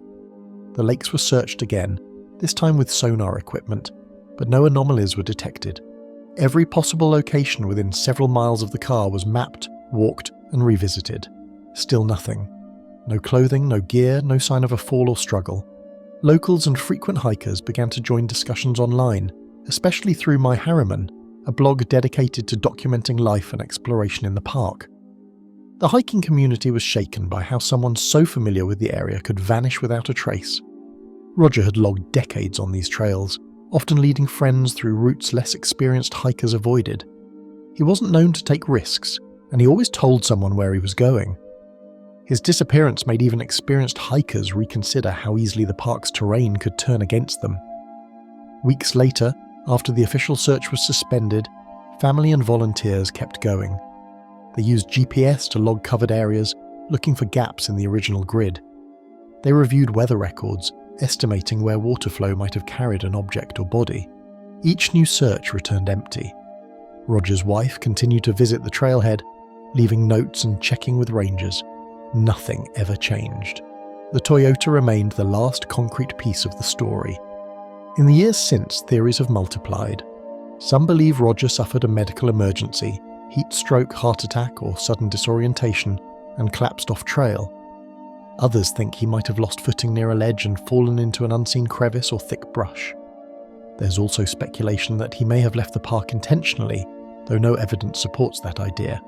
His family said he had no reason to vanish and no history of depression. The most persistent belief among searchers is that he left the marked trail to explore a familiar but rugged side path and never made it back. Harriman's topography, with its overlapping ridges and deep hollows, can hide a person indefinitely. To this day, Roger Temple's name remains on New York's missing persons list. Every few years, new hikers stumble across old search flags or faded tape tied to branches, remnants from that massive operation in 2013. They mark the places where hundreds of people once looked for him, step by step over rock and root. The woods of Harriman remain silent about what happened beyond those marked lines. The grid ended, the terrain kept going. Decades have passed and the forests remain the same, calm, vast and silent. The names of those who vanished still echo through valleys and along the ridgelines. Each story ends the same way. A person steps into the mountains and is never seen again. The Appalachians keep their secrets.